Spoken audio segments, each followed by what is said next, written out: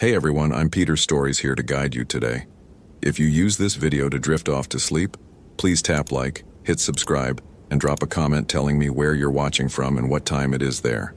Now settle in, get cozy, and let yourself relax.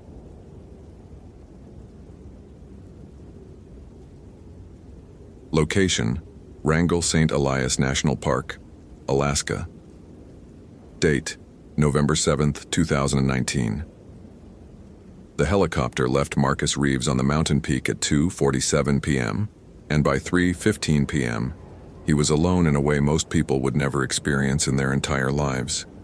The fire lookout tower stood at 6,800 feet elevation, a 14 by 14-foot cabin perched on steel legs bolted into bedrock, surrounded by nothing but wilderness in every direction. The nearest human being was 63 miles away by helicopter, further by any other means of travel. The nearest road was 81 miles. Cell service didn't exist out here. The only connection to civilization was the radio mounted on the tower's desk, powered by solar panels and a diesel generator. This was exactly what Marcus had wanted.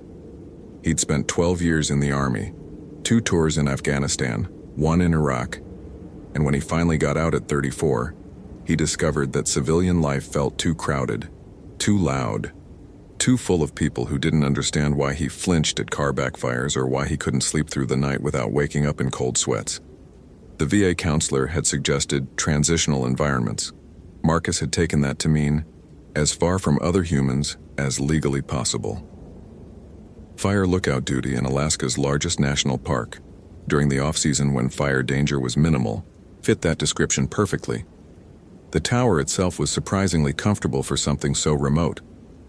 The main room contained a bed, a small propane stove, a desk with the radio and weather monitoring equipment, storage cabinets, and a potbelly wood stove for heat.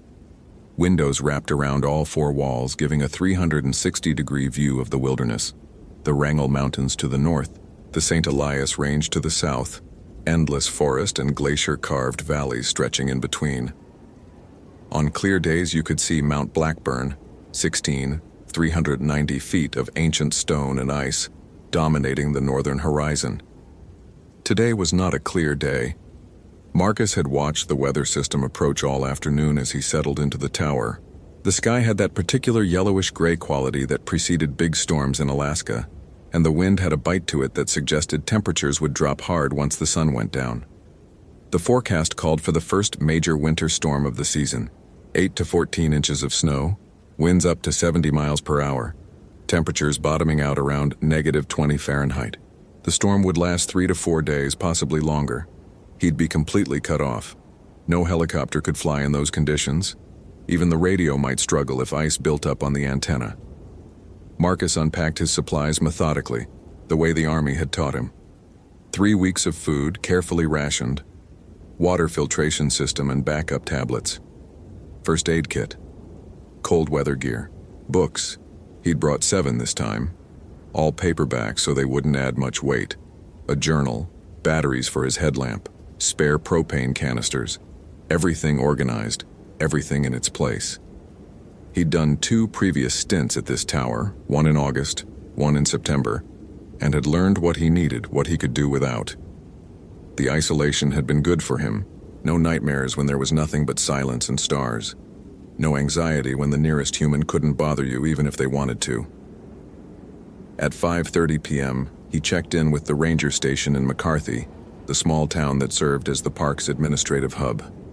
The radio crackled with static, but dispatch came through clearly enough. Tower 7, this is McCarthy Base. How's everything looking up there, Marcus? Solid, McCarthy. Supplies are stowed, generators running, heat's good. Storm looks like it's going to be a heavy one. Forecast updated an hour ago. Could be worse than initially predicted. You sure you want to ride this out? We can send the chopper back before conditions deteriorate.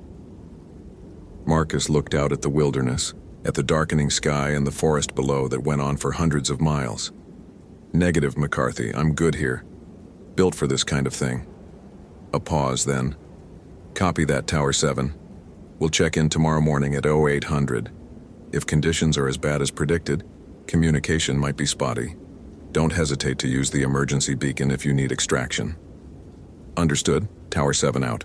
Marcus made dinner on the propane stove. Dehydrated beef stew, reconstituted with filtered water. Surprisingly good when you were hungry and alone on a mountain. He ate slowly, watching the storm front advance. The clouds moved with purpose, rolling across the valleys like something alive. The temperature had already dropped 10 degrees since the helicopter left. By midnight, it would be below zero. He thought about Sarah, the way he always did when he was alone. 6 years since the divorce. 3 years since he'd last seen her in person. She'd tried. He had to give her that. Tried to understand why he couldn't be the man she'd married. Why he woke up screaming, why he couldn't hold down a normal job. Why crowds made him feel like his skin was too tight. But trying only went so far. Eventually, she'd had to choose between understanding him and saving herself. She'd chosen correctly, even if it hurt. "You're running away," she'd said during their last conversation, 2 months after he'd signed up for the fire lookout program. "Hiding on a mountain won't fix what's wrong, Marcus.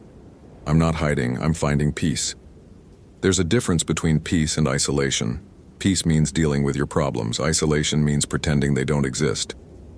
He'd hung up on her, hadn't spoken to her since. Wondered sometimes if she was right, if this was running away rather than healing.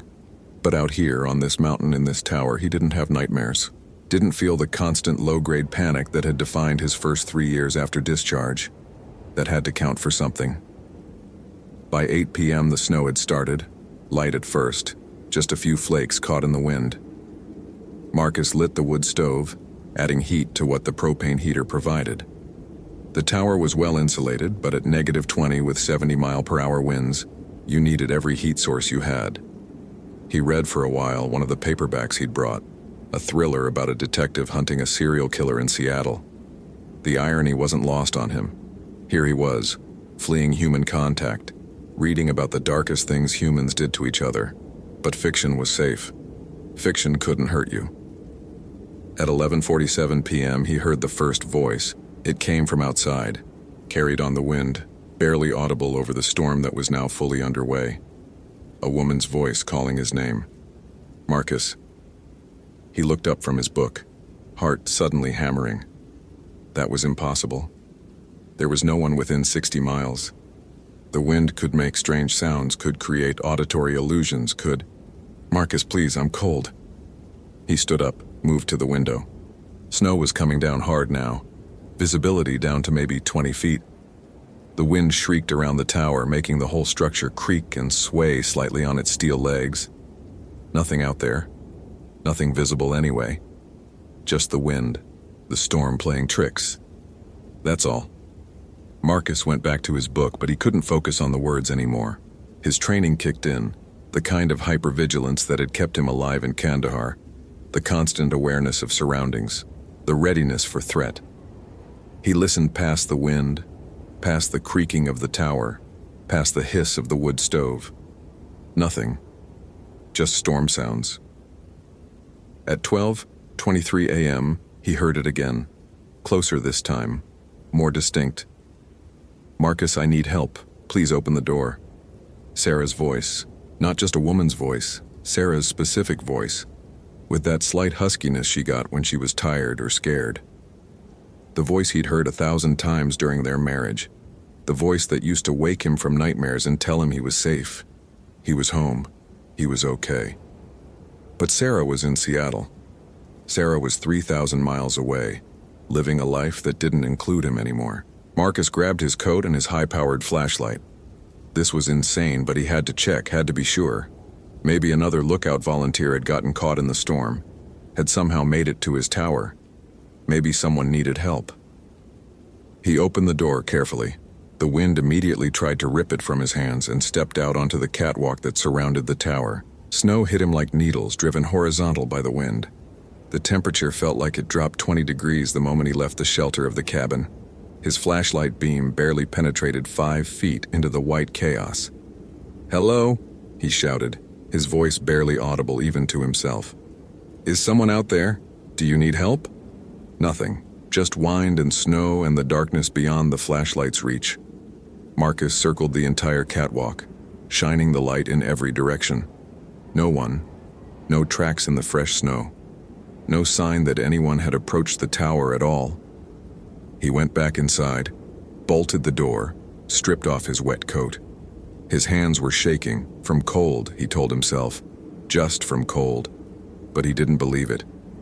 The storm intensified through the night. By 2 a.m., the wind was strong enough to make the tower sway noticeably, and the temperature had dropped to -18. Marcus lay in his sleeping bag on the narrow bed, staring at the ceiling, listening. The voice came again at 2:47 a.m. "Marcus, why won't you help me? I'm right outside. I'm so cold." Sarah's voice, perfectly mimicked. The same cadence, the same slight tremor she got when she was really frightened. Marcus had heard her sound exactly like that once, the night he'd woken up from a nightmare with his hands around her throat, not fully conscious, still trapped in whatever hell his subconscious had pulled him into. She'd made that sound, terrified, pleading, and it had shocked him back to full awareness. That had been the beginning of the end of their marriage. "You're not real," Marcus said out loud, his voice steady despite the fear crawling up his spine. "Sarah is in Seattle. You're the wind, your stress, your isolation. You're not real." "I came to find you," the voice said, and now it sounded like it was right outside the door, separated from him by 2 inches of wood. "I was worried about you. The storm caught me. Please, Marcus, please let me in. I'm freezing." Marcus sat up, reached for the radio. His hand stopped halfway. What would he say? "McCarthy Base, I'm hearing voices." They'd think he was having a breakdown. They'd send the emergency extraction team if they could even fly in this weather, and he'd be done. Psych eval, probably committed, definitely never allowed back to remote duty. And maybe that's what he needed. Maybe Sarah had been right. Maybe isolation wasn't peace. Maybe it was just a different kind of prison, one where your mind could play tricks without anyone around to reality check you. "Marcus." The voice was crying now. Perfect heartbreaking sobs. "Please. I'm sorry I left you. I'm sorry I wasn't strong enough. But I'm here now. I came back. Please open the door." His hand moved toward the door handle. He caught himself, jerked back like he'd touched something hot. This wasn't real. Whatever was out there, it wasn't Sarah. Sarah would never come to Alaska in November. Sarah had hated the cold, had complained if the thermostat dropped below 72. Sarah had moved to fucking Seattle, where it rained but at least stayed above freezing most of the year. "I know you're scared," the voice said, softer now. "I know you don't trust easily anymore. But it's me, Marcus. It's really me. I flew to Anchorage, hired a pilot to bring me to the park. I was coming to surprise you, to try to make things right, but the pilot had to emergency land. I walked. I've been walking for hours. I'm so tired, Marcus, so cold, please." The detail was what got him, the specific story, the logic of it. It was almost believable. Almost. Marcus stood up, moved to the window. The flashlight beam cut through the snow, and for just a moment, less than a second, he thought he saw something. A shape. Human-sized, but wrong somehow. The proportions weren't quite right. The way it moved wasn't quite natural. Then it was gone, swallowed by the storm. "Show yourself," Marcus called out, his voice hard with the command authority he'd learned in the army. "Step into the light where I can see you." Silence. Just the wind. Then, "You don't believe me." The voice wasn't Sarah's anymore.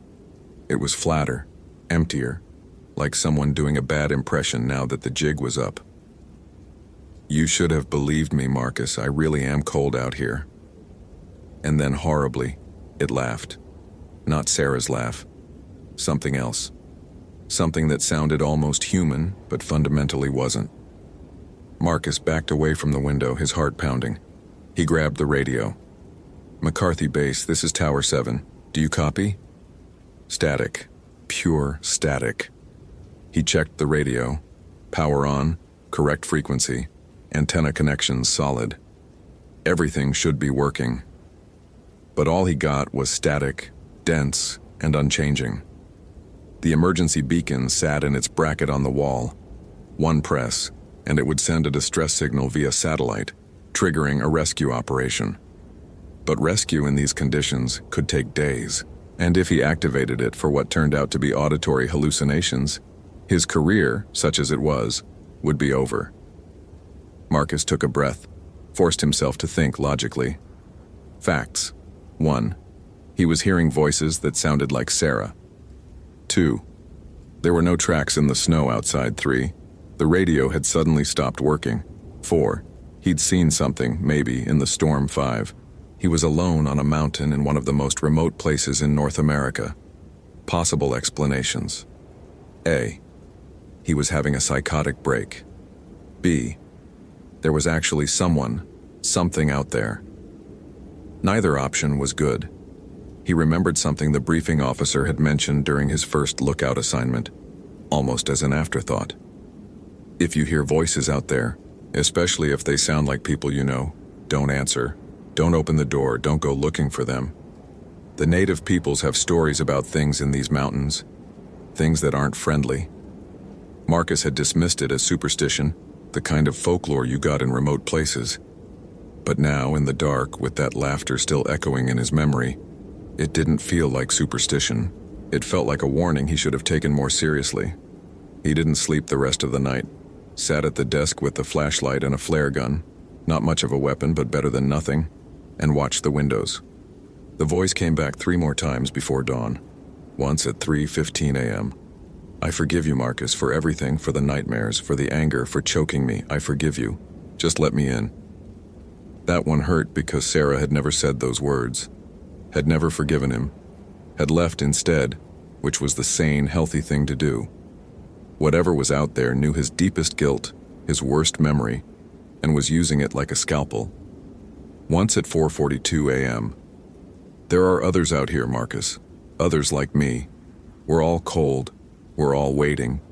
The storm will end eventually, and when it does, when you finally have to come outside, we'll still be here.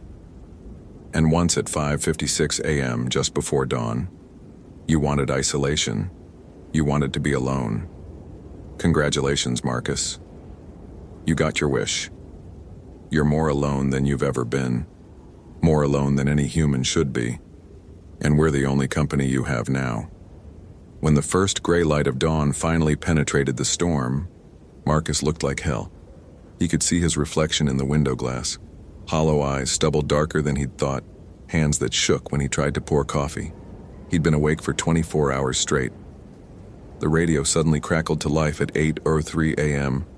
Tower 7, this is McCarthy Base. Do you copy? Marcus, we're getting worried down here. Please respond. Marcus grabbed the radio so fast he almost dropped it. McCarthy, this is Tower 7. I copy. I'm here. Jesus, Marcus, we've been trying to reach you for an hour. Thought maybe your radio got damaged in the storm. How are you holding up? Should he tell them? Should he explain about the voices, about the thing he'd seen, about the feeling that something was circling his tower like a predator circling prey? I'm okay. Storm's pretty intense. Lost radio contact for a while, but it seems to be working now. Storm's actually worse than forecast. It's going to be here for at least 4 more days, maybe 5. You're definitely stuck until it clears. You sure you're okay up there? You sound stressed. 4 more days. 4 more nights. I'm fine, Marcus lied. Just tired. Didn't sleep well. Copy that. Well, hang in there. We'll check in again at 1600 hours. Keep your spirits up. Tower 7 out. Tower 7 out. The radio went dead again, back to static.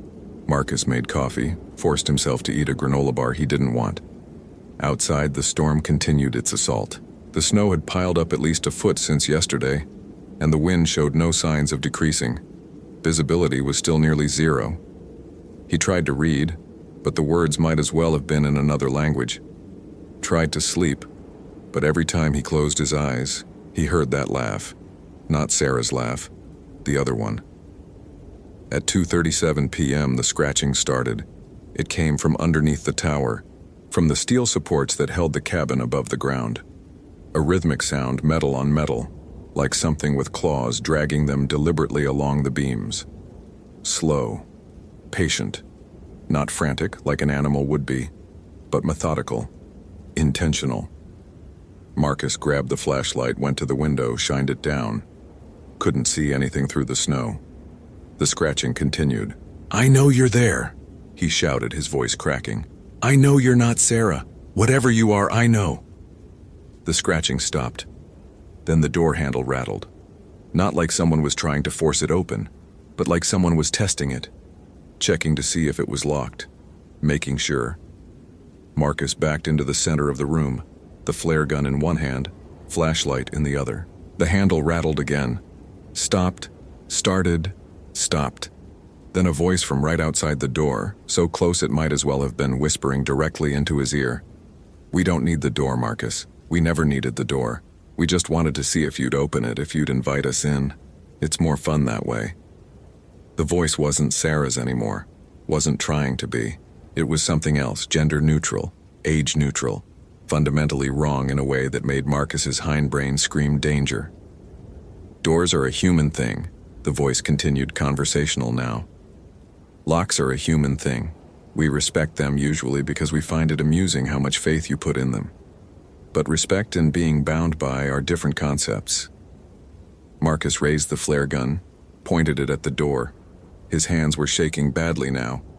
"Stay out, I'm warning you." "You want isolation, Marcus. We're giving you isolation. Real isolation. The kind where you're so alone that reality starts to bend. The kind where the only voices you hear are the ones in your head. Or the ones we put there. The kind where you can't tell the difference anymore." "I'll use this," Marcus said, gesturing with the flare gun even though whatever was out there couldn't see him. "I'll burn this whole tower down if I have to." That laugh again. Multiple voices now, overlapping, coming from different directions.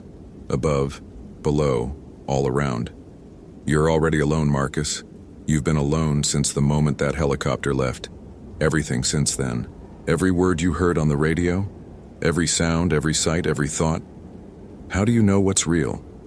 How do you know we're not already inside, have been inside, speaking with your own voice, thinking with your own mind?" Marcus's finger tightened on the trigger of the flare gun. But who would he shoot? Where? The voices were everywhere and nowhere. "Sarah left you because you were broken. The army broke you. War broke you. And you ran to this mountain to hide from how broken you are. But we see you, Marcus. We see the cracks. We see the places where you're split open. And we can get inside those cracks. We're good at that. We've had centuries of practice." "Shut up," Marcus whispered. "Shut up, shut up, shut up." 4 more days, Marcus, 4 more nights. We have time. We're patient. We don't sleep, don't eat, don't get cold. We just wait. And watch. And whisper. And eventually, you'll open that door. Or you won't need to. Eventually, you'll break completely and we'll be waiting right there in the broken places. The voices stopped. The scratching stopped. The wind continued, but that was all. Just wind. Marcus sank down onto the floor, back against the wall, flare gun still clutched in both hands. He was shaking so badly his teeth chattered. This wasn't isolation. This was something else. Something worse. Sarah had been right. He'd been running. And now he'd run so far that nothing human could reach him. Only things that weren't human. The afternoon dragged into evening. Marcus forced himself to maintain routines, ate dinner, checked the weather monitoring equipment, added wood to the stove. Anything to pretend this was normal, that he wasn't trapped in a 14 by 14 foot box on a mountain with something inhuman circling below. At 4 p.m., he tried the radio again. Static. At 6 p.m., he heard singing. Children's voices, dozens of them, singing a lullaby in a language he didn't recognize. The sound came from inside the tower, from the walls themselves, like the wood had learned to sing. At 8 p.m., the temperature inside the tower dropped 15 degrees in less than a minute, despite the stove burning hot. His breath came out in white clouds. Frost formed on the inside of the windows. At 9:30 p.m., he saw something on the ceiling, a shadow that moved independent of any light source, crawling across the wooden beams like a living thing. When he shined his flashlight on it, it didn't disappear. It just stopped moving, waiting, At 11:15 p.m., Sarah's voice came back, but this time it was inside his head, not outside, clear as if she were standing right next to him. You always wondered what happened to the others, didn't you, Marcus? The ones who disappeared. The fire lookout in '07 who never radioed in. The researcher in 13 who walked away from her camp and vanished. The hiker in 15 whose tent they found empty. You read the reports. You wondered? Marcus pressed his hands over his ears, but it didn't help. The voice was internal. They're with us now, in the places between. Not quite here, not quite gone. We keep them. We're keeping you too. You just don't realize it yet. I'm not listening, Marcus said out loud, his voice hoarse. You're not real. You're a hallucination. Stress. Isolation. Lack of sleep. That's all you are. Then why are you talking to us? The voice was amused. Why are you arguing with a hallucination? Do sane people do that, Marcus? He didn't have an answer for that. The night crawled past. Marcus sat at the desk, flare gun within reach, flashlight beam playing across the windows, watching for movement in the storm. The voices came and went. Sometimes Sarah, sometimes his old squad leader from Afghanistan, the one who'd been killed by an IED in '09. Sometimes his father, dead 15 years. Sometimes people he'd never met, introducing themselves as other fire lookouts, other researchers, other hikers, all of them claiming to be outside, all of them asking to be let in. He didn't open the door. At 3:47 a.m., the emergency beacon activated itself. The red light on the unit started blinking, the satellite signal transmitting automatically. Marcus hadn't touched it. He stared at the beacon, his exhausted mind trying to process what this meant. Either it had malfunctioned or something had activated it. Something that wanted rescue to come. Something that wanted more people on this mountain. Marcus lunged for the beacon, tried to deactivate it. The controls didn't respond. The signal kept transmitting. No. He grabbed a screwdriver, started removing the casing, trying to get to the battery. His hands were shaking too badly. He dropped the screwdriver, picked it up, dropped it again. They'll come for you now, Sarah's voice said, soft and sad. In 3 days, when the storm clears enough, they'll send a helicopter. And when they land, when they open that door to rescue you, we'll be waiting. We're always waiting. Marcus finally got the casing off, ripped out the battery. The beacon died. But the signal had been transmitting for at least 5 minutes. Long enough. More than long enough for the satellite to pick it up and relay it to emergency services. He slumped against the wall, defeated. They were coming. In 3 days, maybe 4, they'd come. And whatever was out there would be ready. Unless he could warn them somehow. Unless he could get the radio working, tell them not to come, that it was a false alarm. He tried. Spent the next 2 hours taking the radio apart, checking every connection, every wire, every component. Everything looked functional. But when he keyed the mic, all he got was static. At dawn on the 3rd day, Marcus looked at himself in the small mirror mounted above the wash basin and barely recognized what he saw. His eyes were bloodshot and wild, his face gaunt from not eating properly, his lips cracked and bleeding. He looked like a man who'd been lost in the wilderness for weeks, not sitting in a heated cabin. He looked like a man who was coming apart. The storm had started to ease slightly. Visibility was up to maybe 100 feet. The wind had dropped from 70 miles per hour to 40 or 50. By tomorrow, maybe the next day, it would be clear enough for helicopter rescue. Marcus made a decision. He couldn't let them come, couldn't let whatever was out there claim more victims. He'd destroy the tower if he had to, set it on fire, burn the whole thing down. Anything to make it clear that this place was wrong and no one should ever come here. He gathered accelerant, propane from the camping stove canisters, cooking oil, some paint thinner he'd found in a maintenance locker, soaked the curtains, the bed, the wooden floor. When he was done, the whole tower reeked of flammable liquid. One strike of a match and it would all go up. The tower would be destroyed. He'd probably die. -15 outside, 60+ miles from help. No shelter. But at least the helicopter crew would be safe. At least whatever was out there wouldn't get them too. Marcus held the match, his hand surprisingly steady now that he'd made peace with the decision. "You don't want to do that, Marcus." Sarah's voice, gentle and sad. "If you destroy the tower, you'll have nowhere to hide.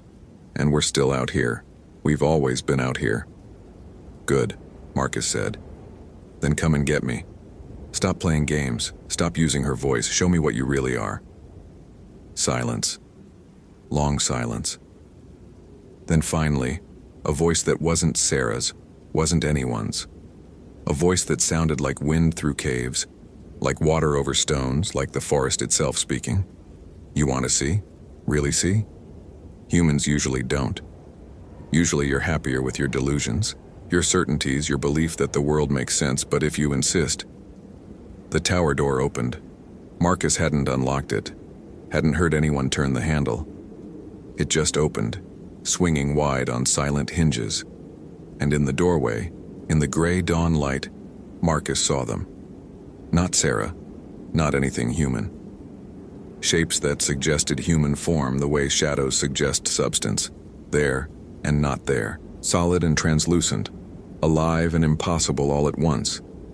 Their faces shifted, cycling through every person Marcus had ever known, every person he'd ever lost, every person he'd ever feared or loved or failed.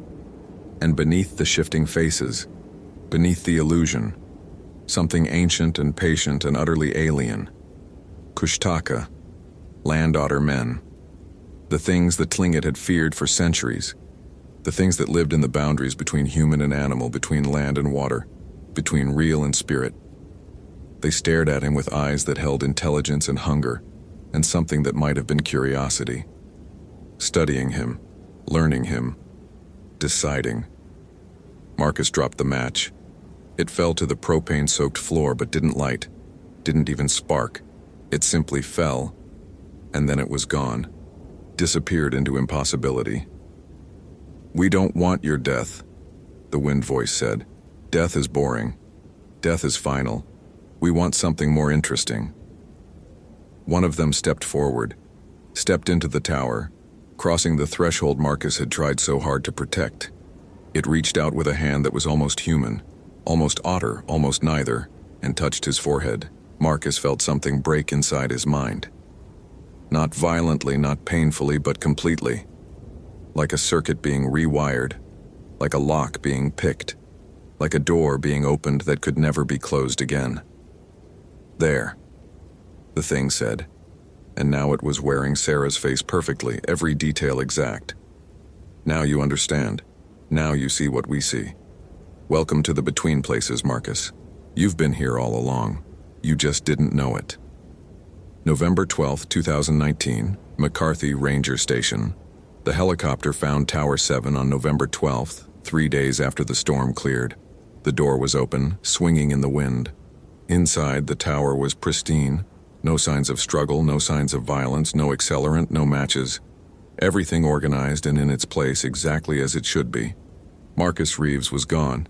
His coat was still there, hanging on its hook. His boots were still by the door. His journal was open on the desk, the last entry dated November 7th. Storm's coming in, going to be a big one, looking forward to the quiet. The radio was functional. The emergency beacon had activated on November 9th, then been manually deactivated. No explanation why. A search and rescue operation was mounted. They found no tracks, no signs of where Marcus had gone or why. It was as if he'd simply stood up in the middle of the night, walked out the door in his socks, and vanished into -20-degree weather. The official report listed him as missing, presumed dead due to exposure. His body was never recovered. But sometimes, when the fire lookout volunteers report in from Tower 7, they hear things. A voice on the radio that sounds like Marcus, scratching under the tower at night, laughter in the storm. And sometimes, not often, but sometimes, they see someone standing just outside the range of their flashlights, waving, asking to be let in. The voice always sounds like someone they know, someone they love, someone they've lost. And the voice always knows their name. The Tlingit people have a saying, Yale has been here forever, and will be here forever after. The land otter men do not kill, they transform. They take you to their place, and you become one of them. Not dead, not alive. Between. Marcus Reeves is between now, in the places where human logic doesn't apply, where time moves differently, where the boundary between real and unreal is so thin it might as well not exist. He's with the others, all the disappeared, all the lost, all the ones who wandered too far into isolation and found something waiting for them. And on cold November nights, when the wind howls through the Wrangell Mountains and the first big storms of winter come rolling in, he calls out to the living, uses their voices, knows their names, invites them to step outside, to come into the cold, to join him in the white and the wind and the ancient, patient hunger of things that have no name in any human language. The tower still stands, still operational, still staffed during fire season, though they never send anyone there in November anymore. Not after Marcus. Not after 3 more volunteers reported hearing voices and had to be extracted, shaking and incoherent, telling stories that made no sense. The tower stands. And in the tower, in the spaces between the walls and the floor and the ceiling, in the gaps where human perception fails, they wait.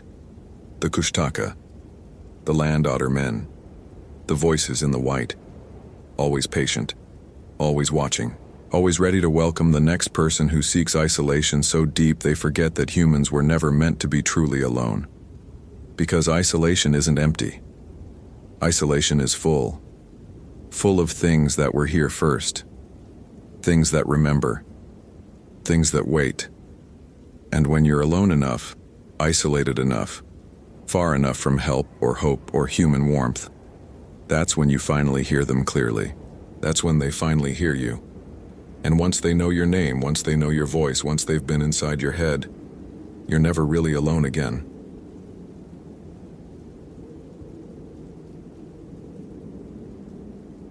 Location: Badlands National Park, South Dakota. Date: September 8, 2017. Victoria Chen had been a park ranger at Badlands National Park for 5 years, and in that time, she'd learned that the landscape could break people in ways they didn't expect. Not through the obvious dangers, the heat, the rattlesnakes, the sudden storms that turn dry washes into torrents, but through something more subtle. The Badlands had a way of amplifying whatever you brought with you: guilt, doubt, secrets.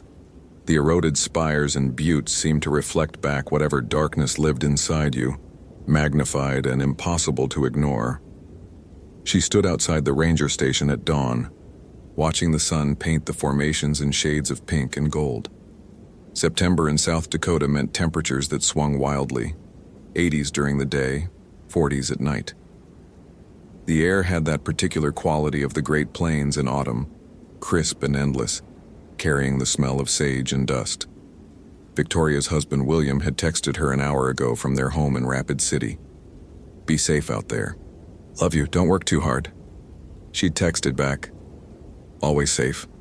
Love you too. Home by 6. It was a routine exchange, the kind that married couples fell into after 7 years together. Comfortable, predictable. Sometimes Victoria wondered if comfortable was the same as happy, but she pushed that thought away like she always did. William was a good man, a faithful man, a man who'd stuck by her through her father's death, through her mother's slow descent into dementia, through the miscarriage that had nearly destroyed them both 2 years ago. If their marriage had lost some of its spark, well, that was normal. That was what happened when real life replaced romance. Victoria's radio crackled. "Unit 5, this is dispatch. We've got a welfare check request. Group of 6 campers, corporate retreat from Minneapolis, haven't checked in. Due back yesterday evening. Wives are worried." Victoria keyed her mic. "Copy, dispatch.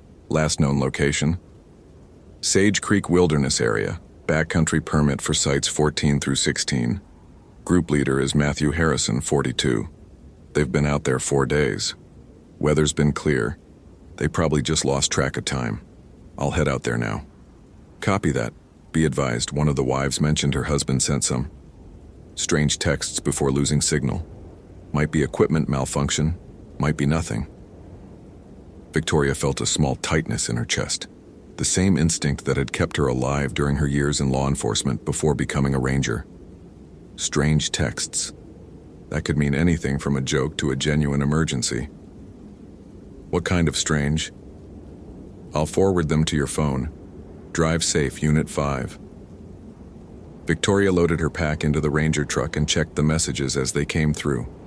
6 different wives, 6 different conversations, but all of them ending in variations of the same theme. From Matthew Harrison's phone to his wife Sarah. There's someone here. A woman. She needs help. She's beautiful. She needs help. I'm going to help her.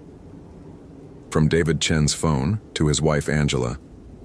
You don't understand her like I do. She gets it. She gets me. Why didn't you ever get me? From Robert Kim's phone to his wife Lisa. I'm sorry for everything, for all the times I wasn't good enough. She showed me what I could be. I have to go with her. From James Peterson's phone to his wife Michelle. Tell the kids I love them. I'm not coming home. It's not your fault. It's me. It's always been me. She's calling.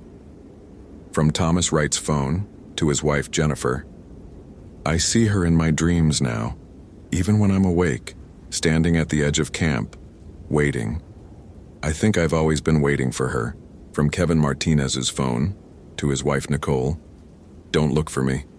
I'm exactly where I'm supposed to be. She promised. She promised everything would make sense.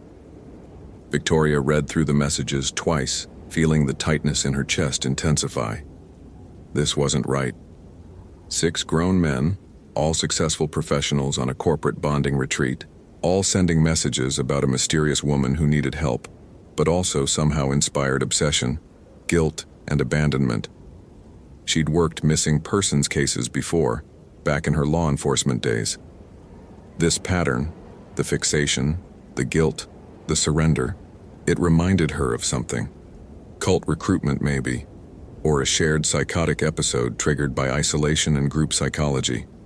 But the messages had an eerie similarity, as if all 6 men were describing the same experience from slightly different angles. Victoria drove the rough access road toward Sage Creek, the landscape opening up around her in that distinctive Badlands way. Endless horizons of eroded formations that looked like the surface of an alien planet. The buttes rose in strange shapes, weathered by millions of years into forms that almost looked intentional, almost looked like they meant something.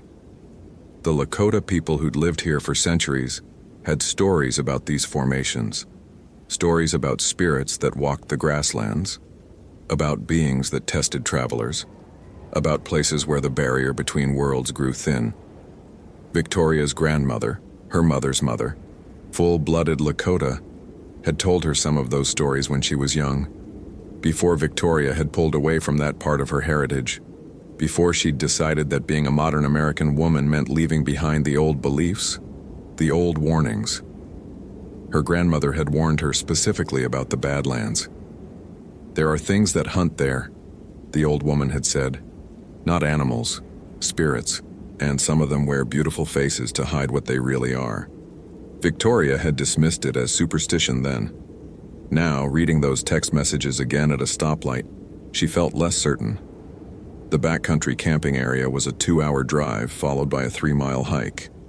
Victoria parked at the trailhead, noting 2 vehicles, a large SUV with Minnesota plates and a smaller sedan, also from Minnesota. Both were dusty but undamaged, locked and secure. She photographed them, logged the license plates, and started hiking. The trail was well marked but challenging, winding through a landscape of grassland and eroded clay hills. Victoria moved at a steady pace, her eyes scanning for any signs of disturbance. The morning was quiet, too quiet. No birds singing, no grasshoppers jumping from the trail. Just the sound of wind through the buffalo grass and her own breathing. She'd hiked for maybe an hour when she found the first piece of evidence, a shoe. Men's hiking boot, expensive brand, still laced. It was sitting in the middle of the trail, perfectly upright, as if someone had carefully removed it and placed it there as a marker. Victoria bagged it and continued. Half a mile later, another shoe. Different brand, different size, also placed upright in the center of the trail, then a wallet, then a phone, then a watch, all arranged carefully, deliberately, like breadcrumbs leading deeper into the wilderness. Victoria's instincts were screaming now. This wasn't random. This was a trail meant to be followed. But by whom? The missing men? Or something else? She radioed dispatch. Unit 5, I found personal effects on the trail. Multiple items. Following them toward the camping area. Static answered her. She tried again. More static. Victoria checked her radio. Battery full, no damage. She tried her cell phone. No signal, which was normal this far into the backcountry. But the radio should work. The radio always worked. She continued hiking, following the trail of abandoned possessions. Each item added to a growing sense of wrongness. The men hadn't just lost these things. They'd left them. Deliberately. As if they didn't need them anymore. As if they were shedding their old lives piece by piece. The camping area came into view around 2 p.m. 6 tents arranged in a rough circle, a central fire pit with cold ashes, camping equipment neatly organized. But no people, no sounds of life. Just empty tents and the wind whistling through the formations. Victoria approached carefully, hand on her pepper spray, standard ranger equipment, though she had a feeling it wouldn't be useful against whatever had happened here. National Park Service, is anyone here? Silence. She checked each tent systematically. All empty, sleeping bags unused or hastily abandoned. In Matthew Harrison's tent, she found his journal. The last entry was dated yesterday. Day 4. Something's wrong with all of us. We saw her again last night. The woman. She was standing at the edge of camp just beyond the firelight. Beautiful doesn't even begin to describe her. It's like she's made of everything you've ever wanted, everything you've ever missed, everything you've ever regretted not choosing. When she looks at you, you feel seen in a way you've never been seen before. This started on the second night. David said he heard someone calling for help, a woman's voice, lost and scared. We all grabbed flashlights and went looking. Found nothing. But when we got back to camp, we all agreed we'd heard it. All 6 of us. The same voice. And yet, when we compared notes, we'd each heard different words, different accents, different ages. David said it sounded like his college girlfriend. Robert thought it was his sister who died of cancer. James swore it was his mother. I told them they were all tired, that isolation and altitude were playing tricks. But I knew what I'd heard. Sarah's voice. Not current Sarah, but Sarah at 23, the night I proposed. The way she'd laughed, the way she'd cried, the exact timbre and tone I hadn't heard in almost 2 decades. Day 3, morning. Found footprints around the camp, bare feet, human-sized. But the stride length was wrong, too long for walking, too short for running. And there was something off about the impression in the dust. The heel marks were clear, but the toe area. It looked almost like the prints ended in points, like hooves. Kevin made a joke about it being a prank. Said maybe there was another group nearby playing games, but we haven't seen anyone else in 2 days. And the prints circled our camp 3 times. Perfect circles. Who does that? Who walks in circles around sleeping men in the middle of the night? Day 3, evening. She appeared in full view tonight. We were sitting around the campfire, talking about work, families, the usual stuff men talk about when they're away from home. Robert was in the middle of a story about his daughter's soccer game when he just stopped, mid-sentence, staring past the fire into the darkness. We all turned to look, and there she was, standing maybe 20 feet away, just at the edge where firelight meets shadow. She wore a dress made of deerskin, beautifully worked, with patterns I didn't recognize. Her hair was long and black and seemed to move even though there was no wind. And her face. I can't describe her face.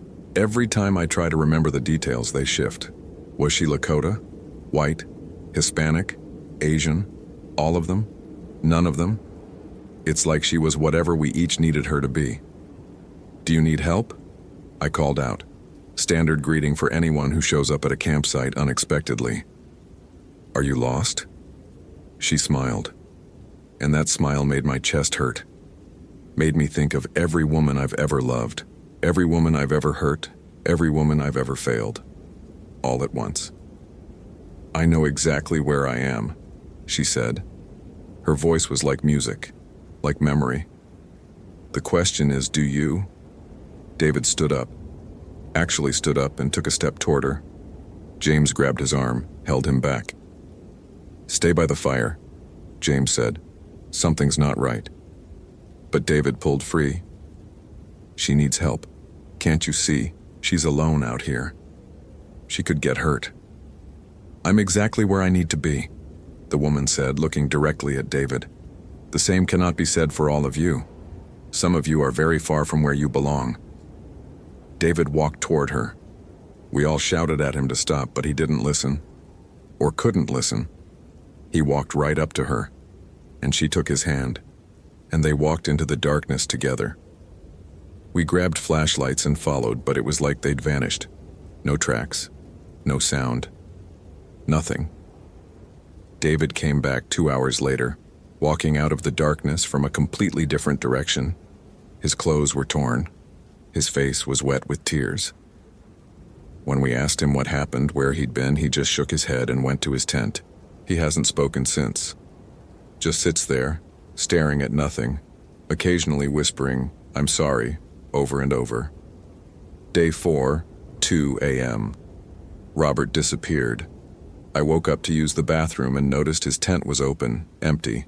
Found him an hour later, or rather, he came back on his own. Walking slowly, deliberately, like he was in a trance. He had scratches on his arms and face.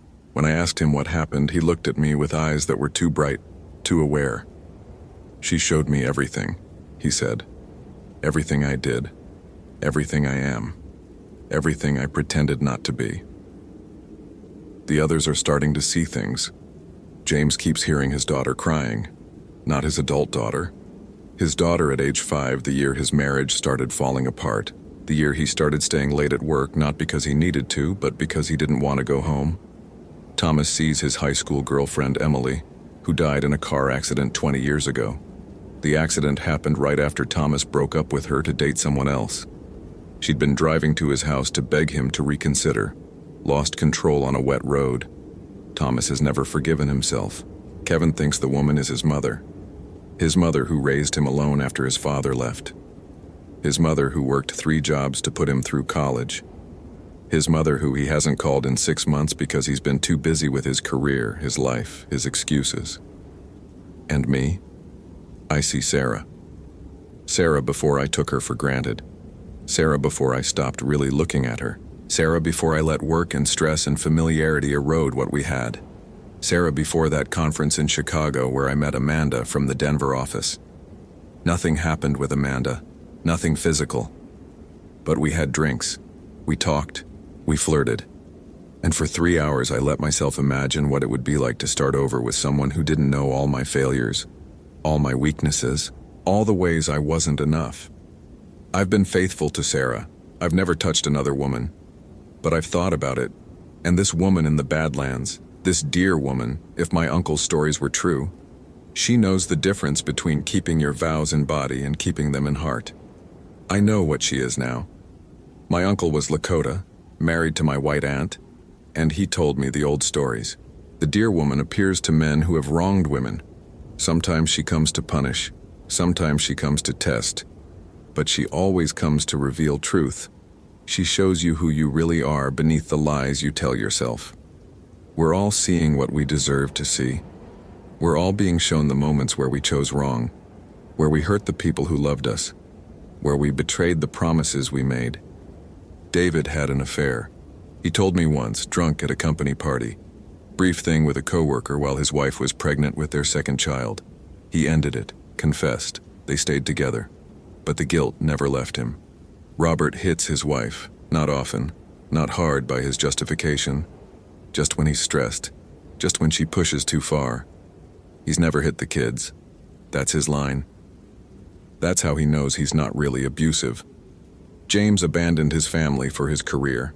made promises to his daughters he never kept, missed recitals and games and birthdays because there was always something more important at work. Thomas's girlfriend died because he broke her heart. He knows it, lives with it, but he's never told his current wife about Emily. Never told anyone the real story. Kevin's mother died alone in a nursing home 2 years ago. He was too busy to visit in her final weeks, too busy closing deals, making money, building a life she never got to be part of. And me? I almost cheated. Almost. Does almost count? The dear woman seems to think so. She's calling me now. I can hear her voice on the wind, mixing with the sound of the prairie grass moving, with the coyotes crying in the distance, with the beating of my own guilty heart. She sounds like Sarah, but younger. Like Sarah the day we met at that college party. Like Sarah the day I proposed. Like Sarah before I failed her in 1,000 small ways. The others have all gone to her now. One by one. David first, then Robert, then James, then Thomas, then Kevin. Each one walked into the darkness. None have come back. I'm the last one left. I'm writing this by flashlight. My hand is shaking. I know what I have to do. I have to face her. Face what I've done. Face what I almost did. Face the man I've been versus the man I promised to be. If anyone finds this, I went willingly. Tell Sarah I'm sorry. Tell her I've always been sorry.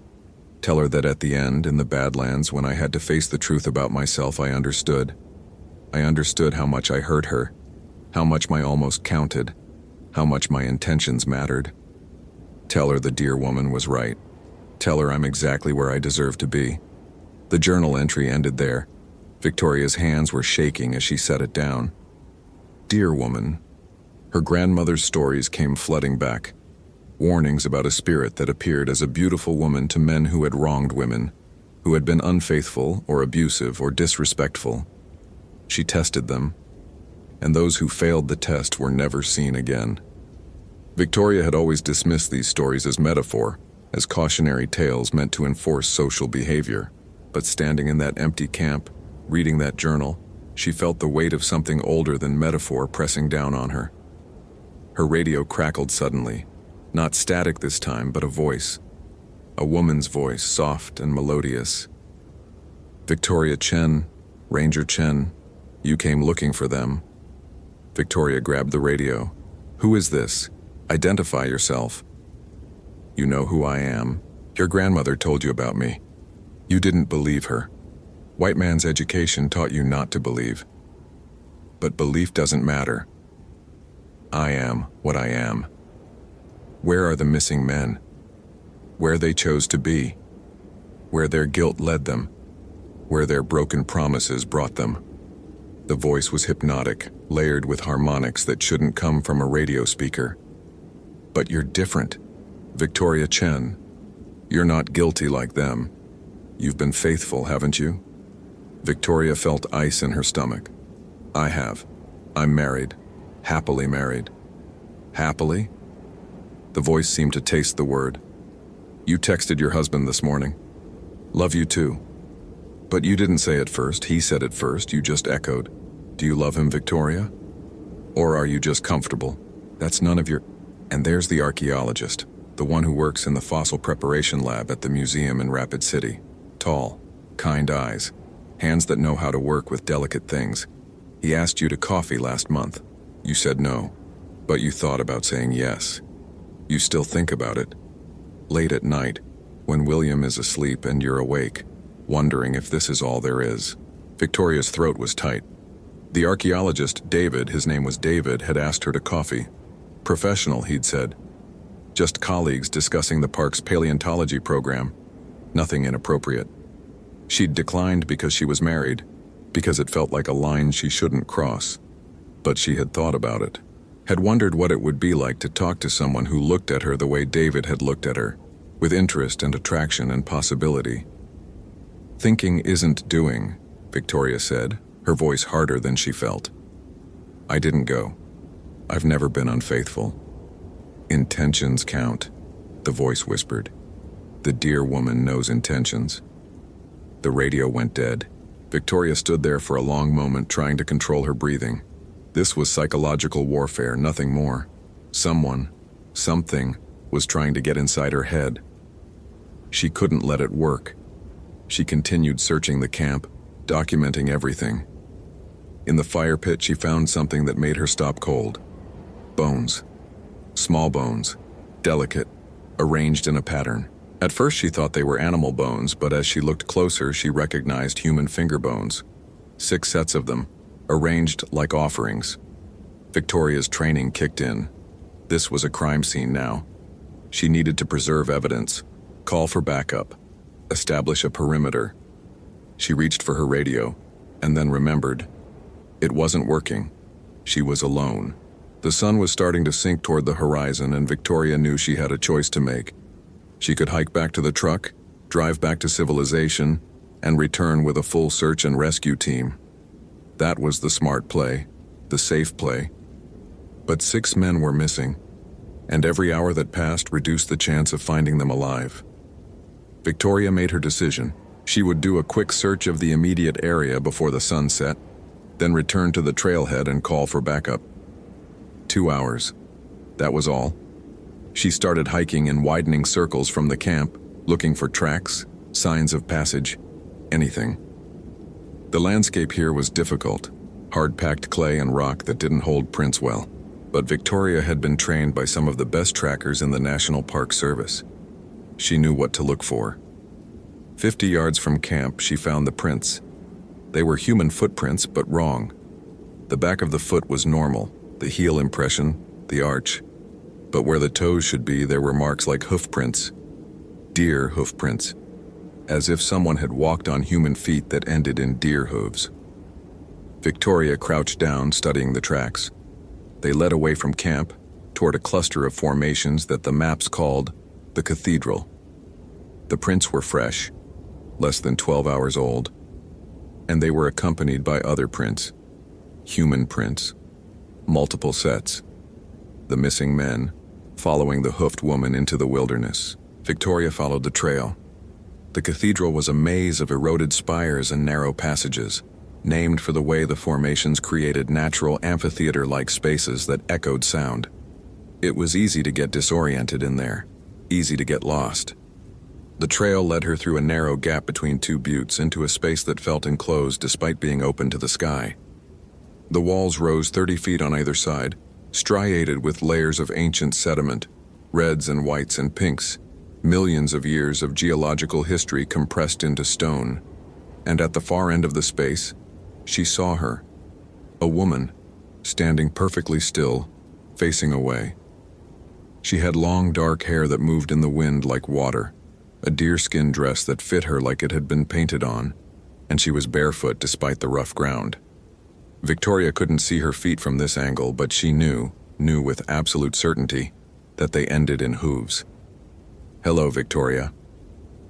The woman's voice was the same as the one on the radio, but richer in person, layered with harmonics that made Victoria's bones ache.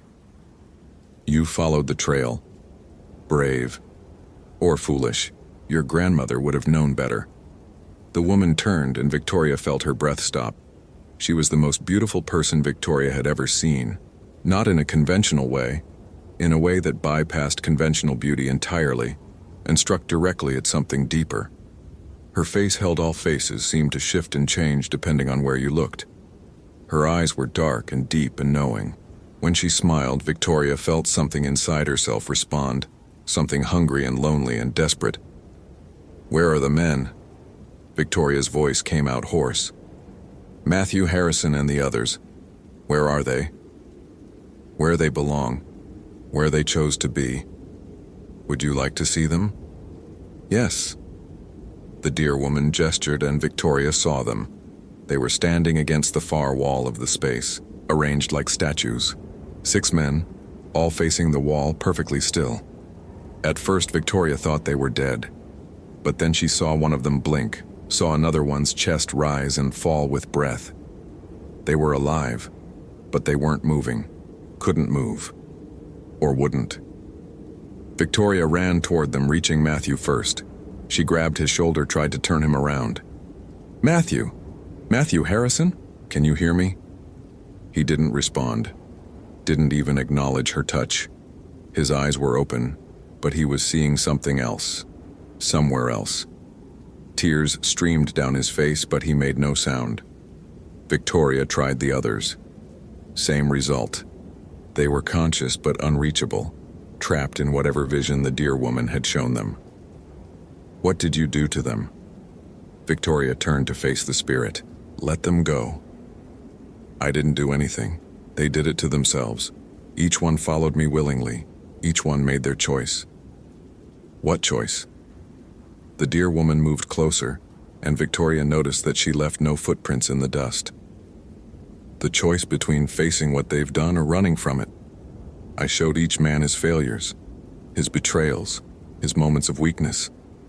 The woman he kissed at the office party while his wife was home with sick children. The girlfriend he strung along while he was married. The assistant he harassed because he had power and she didn't. The times they chose their own desires over their vows, their own comfort over their integrity. You're punishing them for being human, for making mistakes. I'm showing them who they are. Punishment or enlightenment, that's for them to decide. Most can't handle what they see. They retreat into themselves rather than face it. These 6 will stand here until they die of thirst or exposure, trapped in the moment they finally understood the harm they caused." Victoria felt rage building in her chest. That's not justice. That's cruelty. Is it? Or is it mercy? These men get to finally understand the pain they inflicted. That's more than most people ever achieve. The dear woman tilted her head, studying Victoria. "But you're not like them, are you, Victoria Chen? You've been faithful. You've kept your vows. You're one of the good ones. I want to take them home. Their families are worried. Their families are better off without them. Most of them. Anyway, but..." The dear woman smiled, and it was not a kind smile. "You can try to save them. I'll even give you a chance. A test." "What kind of test?" "Walk with me. Talk with me. Let me show you what I showed them. The truth about yourself. If you can face what you see without breaking, without running, without surrendering, then you can take them all home. But if you fail," the dear woman's smile widened, "then you stay too." Victoria knew this was a trap, knew that whatever the dear woman showed her would be designed to break her. But she also knew she couldn't leave 6 men to die. Couldn't go back to their wives and children and say she'd given up without trying. "All right," Victoria said. "I'll do it. Then take my hand." The dear woman extended her hand, and Victoria saw that it was perfectly formed, perfectly human. No claws, no wrongness. Just a woman's hand, offered in what looked like friendship. Victoria took it. The world dissolved. Victoria was standing in her kitchen at home. She recognized the blue curtains, the ceramic rooster William had bought at a farmer's market, the photographs on the refrigerator. But something was off about the light, about the quality of the air. This wasn't real. This was memory, or vision, or something in between. William was sitting at the kitchen table, and across from him sat David the archaeologist. They were talking, laughing, comfortable with each other in a way that made Victoria's stomach clench. "She's a good woman," William was saying. "I'm lucky to have her. Even if things have been difficult since the miscarriage. She won't talk about it, won't go to counseling, just buries herself in work." David nodded sympathetically. "Grief is hard. Everyone processes it differently. I know. I miss her. The her she used to be. Before we lost the baby. Before everything became about just getting through the day." William looked tired. Older than Victoria remembered. When had those lines appeared around his eyes? When had his shoulders started to slump like that? "Sometimes I wonder if she still loves me, or if she's just going through the motions. If I'm just convenient, familiar, safe." "Have you talked to her about it? How do you talk about something like that?" How do you ask your wife if she still loves you without sounding desperate or needy?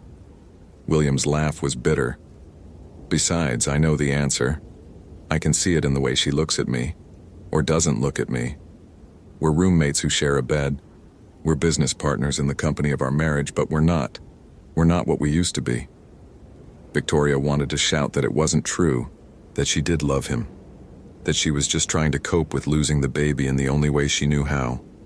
But this was memory or vision, and she had no voice here. She could only watch as her husband admitted to a near stranger the loneliness she'd been too afraid to acknowledge. The scene shifted. She was standing in the hospital 2 years ago, the day of the miscarriage. She was in a bed, William holding her hand, and the doctor was saying words that blurred together. No heartbeat. I'm so sorry. These things happen. Nothing you did wrong. Victoria watched herself not cry, watched herself nod professionally, clinically, as if the doctor were giving her a weather report instead of telling her that the baby she'd been talking to for 13 weeks, the baby she'd already named Emma, the baby she'd already imagined teaching to hike and camp and love the wild places, that baby was gone. I'm fine, her past self said. These things happen. We can try again. But William had broken. William had cried, had held her and sobbed into her shoulder, had needed her to be strong because he couldn't be, and Victoria had been strong, had locked everything down, had become the rock he needed, and she'd never unlocked it again. Never cried, never grieved, never let herself break because someone had to hold it together, and William had already shattered. The dear woman's voice whispered, "You blamed him for breaking when you needed him to be strong. You resented him for making you be the one who held it together, and you've been punishing him for it ever since. Punishing him by being distant, by being unavailable, by making him feel like he's failing you when the truth is you're the one who left." "I didn't leave," Victoria said to the empty hospital room. "You left in every way that matters. Your body stayed, your vows stayed, but your heart? Your heart has been gone for 2 years. The scene shifted again. Now she was in the fossil preparation lab at the museum. David was there, carefully cleaning a turtle fossil with delicate tools. Victoria was standing beside him. No, she was in herself, seeing through her own eyes from a month ago. This was the day David had asked her to coffee, but the vision didn't show the conversation Victoria remembered. Instead, it showed what she'd felt, but never admitted. David looked up from his work, and when his eyes met hers, Victoria felt something she hadn't felt in years. Attraction, interest, possibility. The sudden electric awareness of someone seeing you not as a wife or a ranger or a role, but as a woman, as a person separate from all the obligations and expectations. "You know," David said, "I really admire what you do. Rangers don't get enough credit. You're out there every day, protecting places most people will never see, helping people who don't always appreciate it." And Victoria heard herself respond, but now she could hear the subtext beneath the words, the flirtation, the invitation, the door opening just a crack. "Someone has to," she said, but what she meant was, "I see you seeing me." My wife never understood that kind of dedication. Ex-wife, I should say. The divorce finalized last month. David glanced up, meeting her eyes, holding them just a fraction too long. She wanted someone who worked 9 to 5, who was home for dinner every night. I wanted someone who understood why I spend weekends in the field, why I care about rocks and bones and deep time, why what we do matters even though most people will never notice. What David was really saying, "I'm available, I'm interested, I understand you in ways your husband doesn't." Victoria had felt something shift in that moment, a recognition, a dangerous recognition.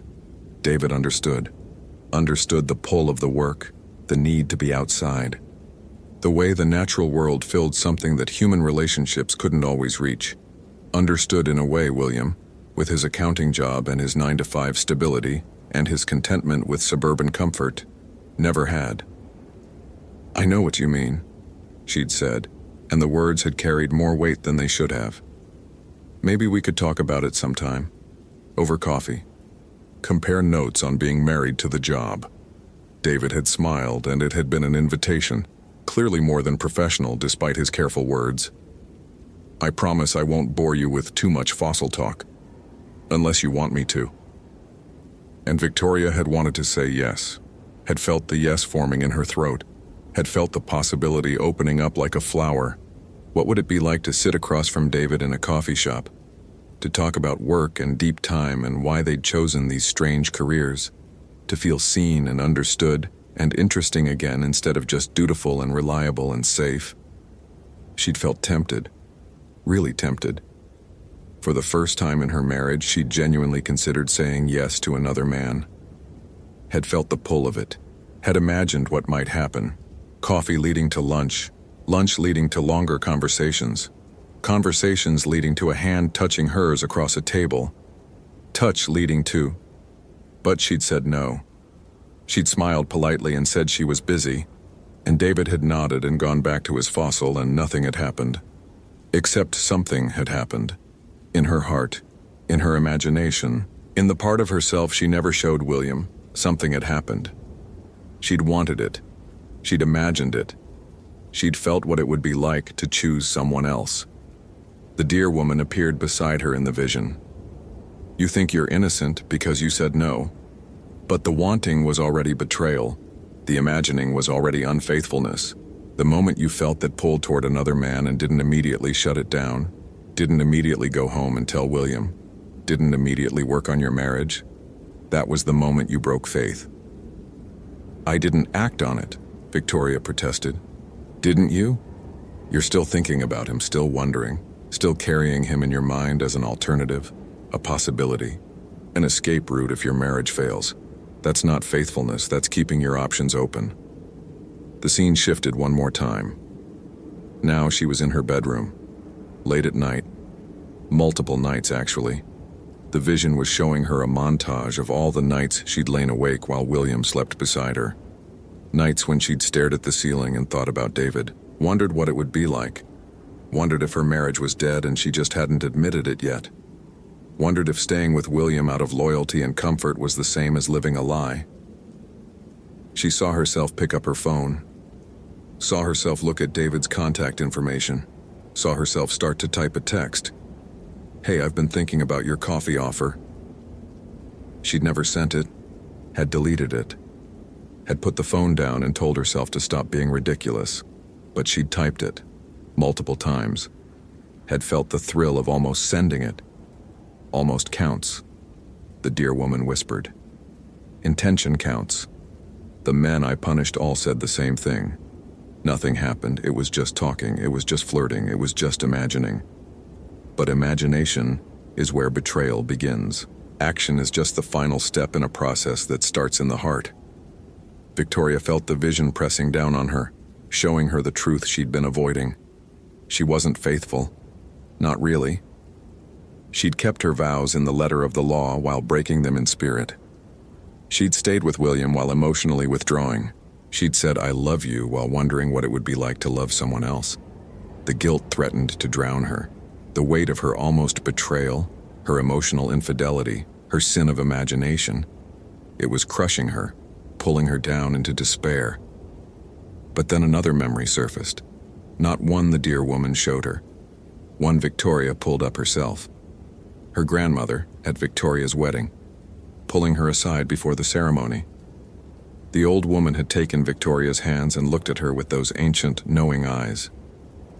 Marriage is hard, her grandmother had said in Lakota, then switched to English. Harder than anyone tells you. You will doubt. You will struggle. You will look at your husband some mornings and wonder who this stranger is in your bed. You will be tempted by others. You will imagine different lives. This is human. This is normal. This doesn't make you bad. Then what makes it work? Victoria had asked. Choice. Every day you choose. Even when it's hard. Especially when it's hard. Even when you don't want to. Even when other options look better. You choose your promise over your feelings.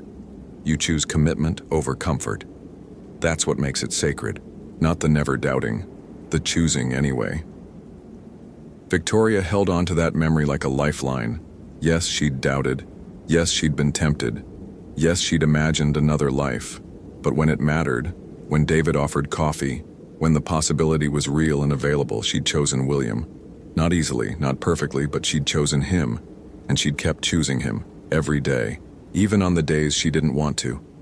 Even on the days when she felt nothing but numbness and obligation. Even on the days when she wondered if love was dead or just sleeping. She'd stayed. She'd tried. She'd kept her promise. That had to count for something. Victoria felt herself pulling out of the despair, climbing back towards strength. "You're right," she said to the dear woman. "I'm not innocent. I've had doubts. I've been tempted. I've imagined betraying my husband in my heart even if I never did it in body. But I've also chosen to stay, over and over. That's what makes it real. Not the never doubting, the staying anyway." "Most people fail this test," the dear woman said. "Most people can't face the gap between who they think they are and who they really are, can't admit that their faithfulness is imperfect, that their love is compromised, that they're hanging on by discipline rather than emotion. Maybe that's what real love is," Victoria said. "Not the easy part at the beginning when everything is new and exciting, but the hard part in the middle when you stay because you promised to stay, when you choose commitment over feelings, when you love as an action verb rather than a passive emotion." The vision began to crack and dissolve, but before it disappeared completely, the dear woman showed her one more scene. Victoria and William, 10 years in the future, older, grayer, sitting together on a porch swing at sunset, not talking, not touching, just sitting. Comfortable silence, the kind of silence that comes from decades together, from choosing each other over and over, from surviving the hard years and coming out the other side. Future Victoria reached over and took future William's hand, and he smiled. Not a passionate smile, not a romantic smile, but a smile of deep recognition, of partnership, of two people who'd weathered storms together and learned that love wasn't about never struggling. It was about struggling together and not giving up.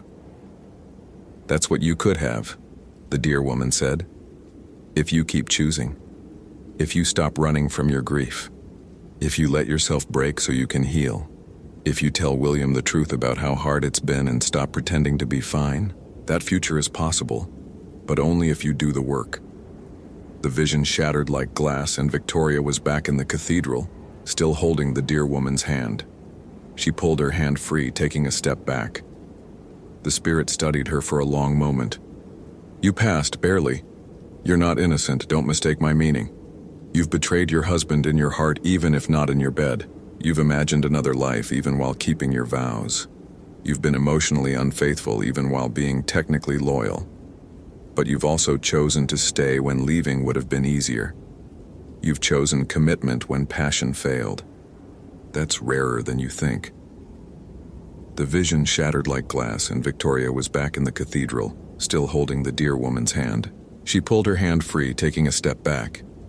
The spirit studied her for a long moment. "You passed? Barely.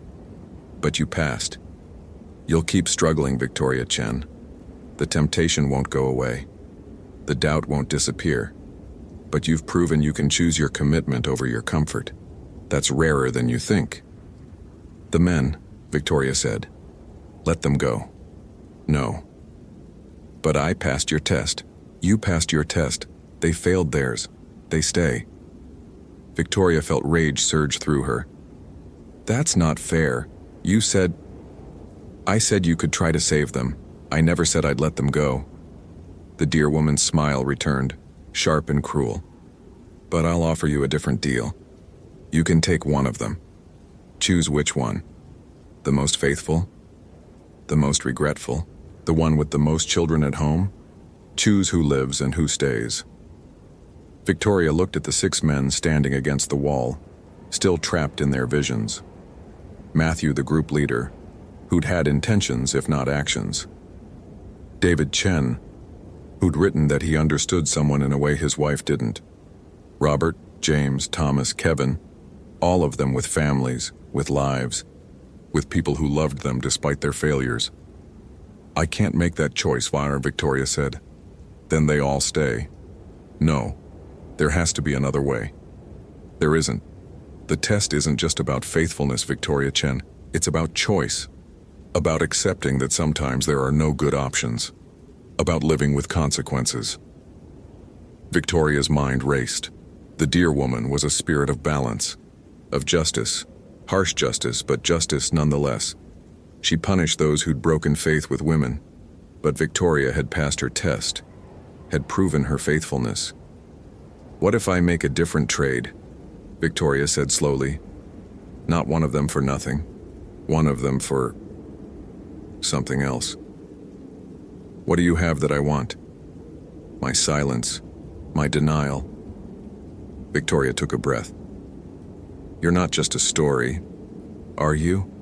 You're real. And as long as rangers like me treat you as folklore, as superstition, you can keep hunting. But if I go back and tell them you're real, if I document this, if I make it official, people will start believing again.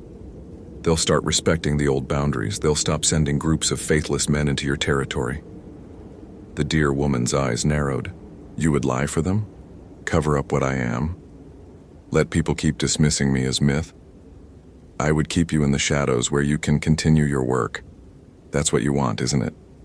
Not exposure, not validation, just the freedom to punish those who deserve it." The spirit was silent for a long moment. When she spoke, her voice was thoughtful. "You're clever, Victoria Chen. Cleverer than most. And you understand balance. Yes, I prefer the shadows. Yes, I prefer to be dismissed as story. It makes my work easier. Then let me take one of them, and I'll write in my report that they got separated, that 5 couldn't be found despite extensive search. No supernatural elements, no warnings, just a tragedy in the wilderness." "One," the dear woman said. "Choose." Victoria walked to the 6 men and studied each one carefully. She didn't know most of their stories, didn't know which one had been most faithful, which one most deserved mercy. But she knew one thing. Matthew had written that journal entry, had acknowledged what he'd done wrong, had understood. "Matthew Harrison," Victoria said. "He's the one I'm taking." The dear woman nodded, the one who was starting to see. Fitting. He'll carry the memory of what he saw here for the rest of his life. That's its own punishment. She waved her hand, and Matthew suddenly gasped, his body convulsing as he returned to full consciousness. He looked at Victoria with wild, terrified eyes. "We have to get out of here, we have to—" "We're leaving," Victoria said firmly. She grabbed his arm and started pulling him toward the exit. "Now." "But the others can't be saved. Move." Victoria didn't look back as she half-dragged Matthew out of the cathedral. She could feel the dear woman's eyes on her back, could feel the weight of those 5 other men she was leaving behind. But she'd made her choice, had done what she could. They hiked back to the camp in silence. Matthew was shaking, occasionally mumbling fragments. "Showed me Chicago. Showed me what I almost did. Showed me Sarah's face when she doesn't think I'm looking. Showed me." Victoria got him to the truck as night fell. His hands were shaking too badly to buckle his own seatbelt, so she did it for him. They drove back to the ranger station in silence, and Victoria called for medical transport. "What do I tell them?" Matthew asked as they waited. "What do I tell Sarah?" "The truth," Victoria said. "That you got separated from your group in the Badlands, that you were disoriented, that you're sorry for whatever you need to be sorry for. And the others? Missing in the wilderness, presumed dead. But I know they made their choices, just like you made yours." Victoria looked at him hard. "You get a second chance, Matthew Harrison. Not many people do. Don't waste it." The medical helicopter arrived 20 minutes later. As it lifted off, taking Matthew to the hospital in Rapid City, Victoria sat in the parking lot and wrote her report. 6 men on a corporate retreat. 5 missing, extensive search yielded no results. 1 survivor, severe dehydration and shock, found wandering near Sage Creek. No evidence of foul play. Likely scenario: group became separated during nighttime bathroom trip. 5 members became disoriented and lost in the formations. Weather conditions, rough terrain, and lack of water led to presumed deaths. She didn't mention the deer woman, didn't mention the visions or the tests or the truth about what hunted in the Badlands. That would stay in the shadows where it belonged. When she got home that night, William was waiting up for her. "You're late. I was worried." "Long day. Missing persons case. Did you find them?" "One of them." William pulled her into a hug, and Victoria felt something inside her finally break open. She cried into his shoulder, for the men she couldn't save, for the marriage she'd almost lost, for all the ways life was harder and more complicated than she'd ever imagined. "I love you," she said, and meant it. Not because it was easy, not because it was comfortable, but because it was true, in the way that mattered most. "I love you too," William said, and she heard the surprise in his voice, as if he'd forgotten what it sounded like when she said it first. They stood there in their kitchen holding each other, both of them imperfect and struggling and trying. And Victoria understood what the dear woman had been teaching her. Faithfulness wasn't about never doubting. It was about choosing to stay, choosing to try, choosing to love even when the love felt hard. That night, Victoria dreamed of the Badlands. In her dream, she stood at the edge of the cathedral and saw 5 men still standing against the wall, trapped in their visions. And the dear woman stood beside her, beautiful and terrible, watching. "They'll die there," the spirit said, "but they'll understand why. That's more than most people get." "Is that enough?" Victoria asked. "It has to be. Balance requires consequences. Justice requires price." Victoria woke before dawn, William sleeping peacefully beside her. She went to the kitchen and made coffee, watching the sun rise through the window. Her phone buzzed with a text from dispatch. Search teams found no additional survivors. Calling off search. 5 presumed deceased. She texted back, "Copy that." Then she opened a new message to David, the archaeologist. She'd been putting this off for weeks, but now felt like the time. "Hi, David. I think I was rude when you asked about coffee. I'm sorry for that. If the offer's still open, I'd like to take you up on it, but I should be clear. I'm happily married. Coffee is colleagues only. I'd like to learn more about the fossils in the park, and I think working together could be beneficial for both our departments." Professional, boundaried, honest. She sent it before she could second-guess herself. Victoria Chen returned to work the following week. She did her patrols, helped lost hikers, documented wildlife, maintained the trails. Normal ranger work. But sometimes when she hiked through the Badlands at dawn or dusk, she saw a figure in the distance. A woman with long dark hair wearing deerskin, standing perfectly still among the formations. And Victoria would nod, just slightly, an acknowledgement between 2 women who understood the cost of justice. The deer woman never nodded back. But she didn't need to. They had an understanding now. Victoria would keep the shadows secret, would let the old stories remain stories. And the dear woman would continue her work, testing men, punishing the guilty, maintaining the balance that civilization tried to ignore. It wasn't a comfortable arrangement. It wasn't even a good one, but it was honest. And sometimes Victoria had learned honesty was the best you could hope for. She still thought about David sometimes, still wondered about paths not taken, still struggled with her marriage on hard days. But she chose William. Every day. Not because it was easy, because it was right. And in the Badlands, where the wind carried voices from another time, where spirits walked with hooves hidden beneath beautiful faces, where justice was harsh and old and unforgiving, that choice mattered. That choice made all the difference.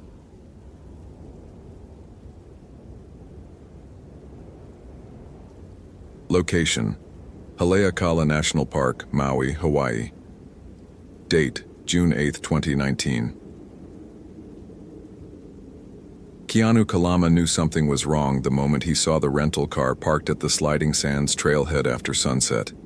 The vehicle sat alone in the gravel lot, A white sedan with a Maui Beach sticker on the bumper, its windows dark and empty.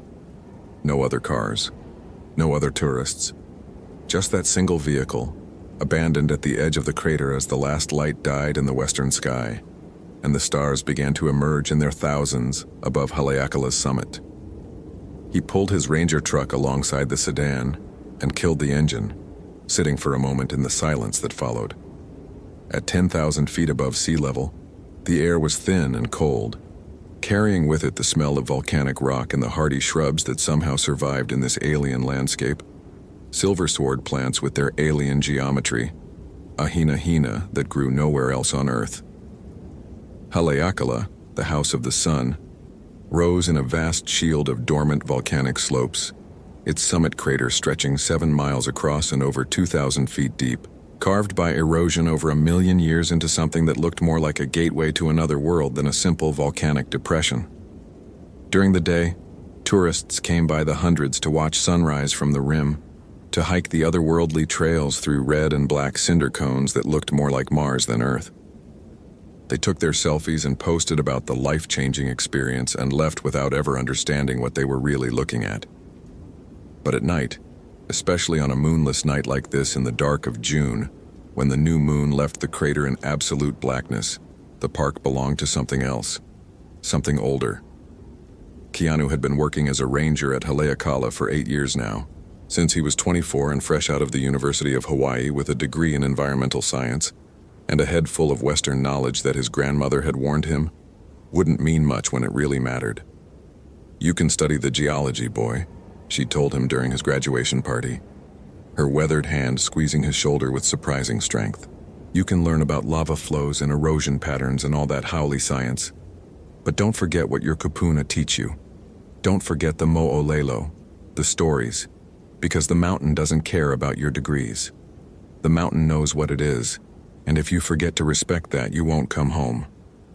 He'd laughed it off then, full of youth and certainty, believing that education and training could explain everything. But 8 years of working these volcanic slopes had taught him differently, had taught him that there were things in this crater, on this island, in these islands, that existed outside the neat categories of Western science. Things that his grandmother's generation understood instinctively, things that required a different kind of knowledge to survive. Keanu checked his watch. 20:47 hours. The park officially closed at sunset, and the last tour groups should have descended hours ago. He keyed his radio. "Dispatch, this is Ranger Kalama. I've got an abandoned vehicle at Sliding Sands Trailhead running plates now." "Copy, Keanu. What's your 20? "Summit District, Crater Rim. I'm going to check if anyone's down on the trail." He climbed out of his truck, pulling his jacket tighter against the wind that roared constantly at this elevation. The temperature had already dropped below 40 degrees and would hit freezing before midnight, if someone was stranded out there without proper gear. He approached the rental car and peered through the windows. A hiking backpack sat in the rear seat, along with a beach towel and a rumpled Maui guidebook. The doors were locked. Keanu photographed the license plate, a Honolulu rental agency, and noted the details in his incident log. Then he walked to the trailhead and looked down into the crater. The Sliding Sands Trail descended in a long, winding path through a landscape of cinder and ash, dropping 3,000 feet from the rim to the crater floor. In daylight, you could see for miles the colored cones, the distant walls, the hiking trails that threaded through the volcanic formations like veins through stone. But now, in the darkness of the new moon, Keanu could see nothing except the first 100 feet of trail illuminated by the parking lot's single light. Beyond that, only blackness and the suggestion of vast empty space. He switched on his high-powered flashlight and swept the beam across the crater's edge. Nothing. No movement. No responding flash from a headlamp.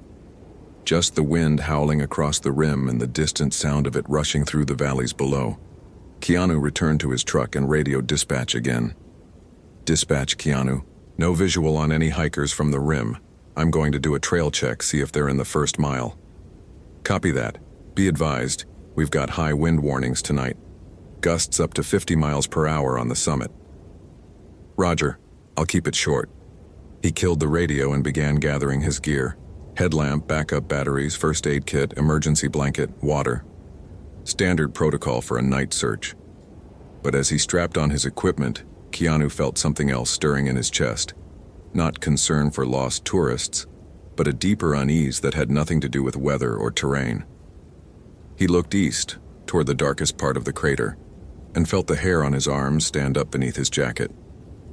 His grandmother's voice came to him then, as it often did when he was up here alone at night. "Keanu boy, you listen to Kupuna. You listen to the old ones. The mountain is sacred. The crater is Kapu, forbidden, after dark. That's when the night marchers walk. That's when the Huakai Po comes through, and if you see them, if you look at them directly, you die. You understand? You prostrate yourself. You lie flat on your face and you don't look up until the drums have passed. That's the only way to survive." Keanu had grown up with these stories, had heard them from his grandmother, his aunts, his uncles, every kupuna in his family who carried the old knowledge. The night marchers, spirits of ancient Hawaiian warriors who walked the old trails after dark, forever repeating their sacred processions. Some said they were the ghosts of Ali'i, of chiefs and kings. Others said they were something older, something that predated even the first Polynesians who'd come to these islands. But everyone agreed on two things. They were real and they were dangerous. Keanu had never seen them himself. 32 years of life, 8 of those as a park ranger at Haleakala, and he'd never encountered the Huakai Po. But he'd heard the drums. Twice while working late shifts at the summit, he'd heard the distant rhythm of pahu drums echoing up from the crater. Slow, measured beats that made his blood run cold. Both times he'd gotten in his truck and driven down the mountain without looking back. That was the smart thing to do. That was what his grandmother had taught him. But tonight there were tourists somewhere in that crater.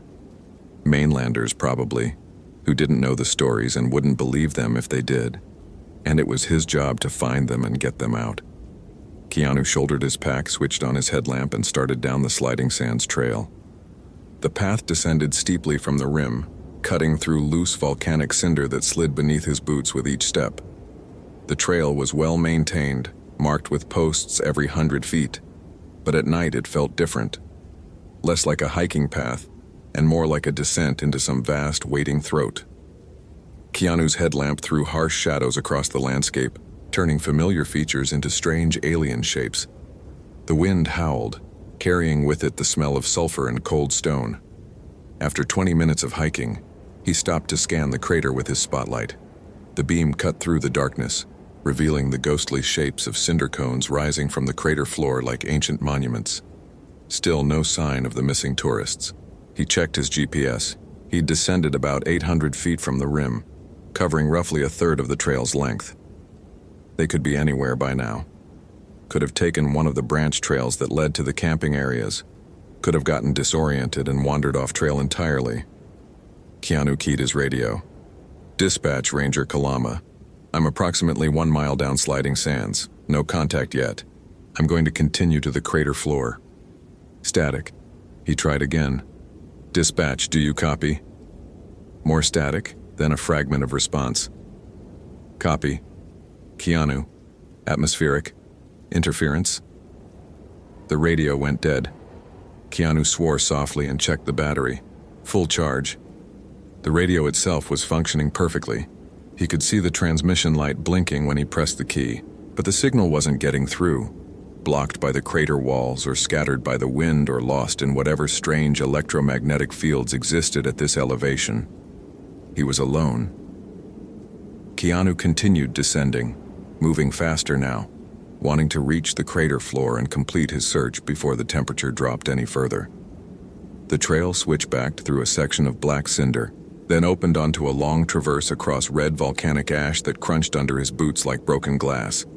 And it was here, in this open section with the crater floor visible below, that Keanu saw the light. Not a headlamp or flashlight, something else. A flickering orange glow barely visible in the distance, perhaps 2 miles away near the base of a large cinder cone called Kamoa o Pele, the chicken of Pele. Keanu stopped, killed his own light, and watched. The glow pulsed and danced like firelight, like torches. his grandmother's voice. "They carry torches, boy. Kukui nut torches that burn with yellow fire. You see those lights in the crater at night. You run. You run and you don't look back."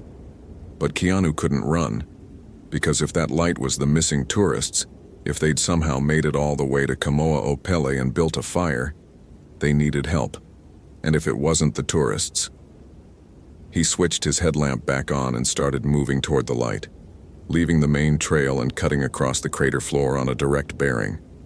The ground here was loose and treacherous, covered in a lava that had broken into sharp, angular chunks. Each step required careful placement. Each breath came harder in the thin air. But Keanu kept moving, drawn toward that distant, flickering glow. After 45 minutes of hard hiking, he reached the base of Kamoa-o-Pele. The cinder cone rose 300 feet above the crater floor, its slope steep and loose. And at its base, partially hidden by a tumble of volcanic boulders, Keanu found a campsite. 2 tents, both high-end mountaineering models, a camp stove. Hiking packs hung from a makeshift rope between 2 rocks, and a fire, an actual fire, built in a ring of stones, burning with a steady orange flame that threw dancing shadows across the surrounding landscape. Keanu approached cautiously, playing his light over the scene. "Hello? This is Park Ranger Kalama. Is anyone here?" No response. He moved closer to the tents and called out again. Still nothing. He unzipped the first tent and found it empty, sleeping bags laid out but unused. The second tent was the same, empty, waiting, abandoned. But the fire was fresh. Keanu could feel heat radiating from it, could see unburned wood at the edges of the flame. Whoever had built this fire had done so recently, within the last hour, maybe less. He circled the campsite looking for tracks, found them immediately, boot prints in the volcanic ash, leading away from the camp and up the slopes of Kamoa-o-Pele. 2 sets of prints, one larger than the other. The missing tourists, presumably, hiking up the cinder cone in the dark. But why? The summit of Kamoa-o-Pele offered nothing special except a view of the crater, and that view would be invisible at night. Unless they'd seen something. Unless they'd been drawn up there by something. Keanu looked up the slope and saw more lights. Not firelight this time, but the pale blue glow of LED headlamps, moving in erratic patterns near the cone's summit. And voices, faint carried by the wind, laughing and calling to each other. "Hey!" Keanu shouted. "This is the National Park Service. You need to come down from there." The lights stopped moving. One of them flashed in his direction, held for a moment, then resumed its wandering pattern. The laughter continued, high and giddy, the sound of people who were either drunk or hypothermic or both. Keanu started up the slope, boots sliding in the loose cinder. The climb was steep and exhausting, every step forward sliding half a step back.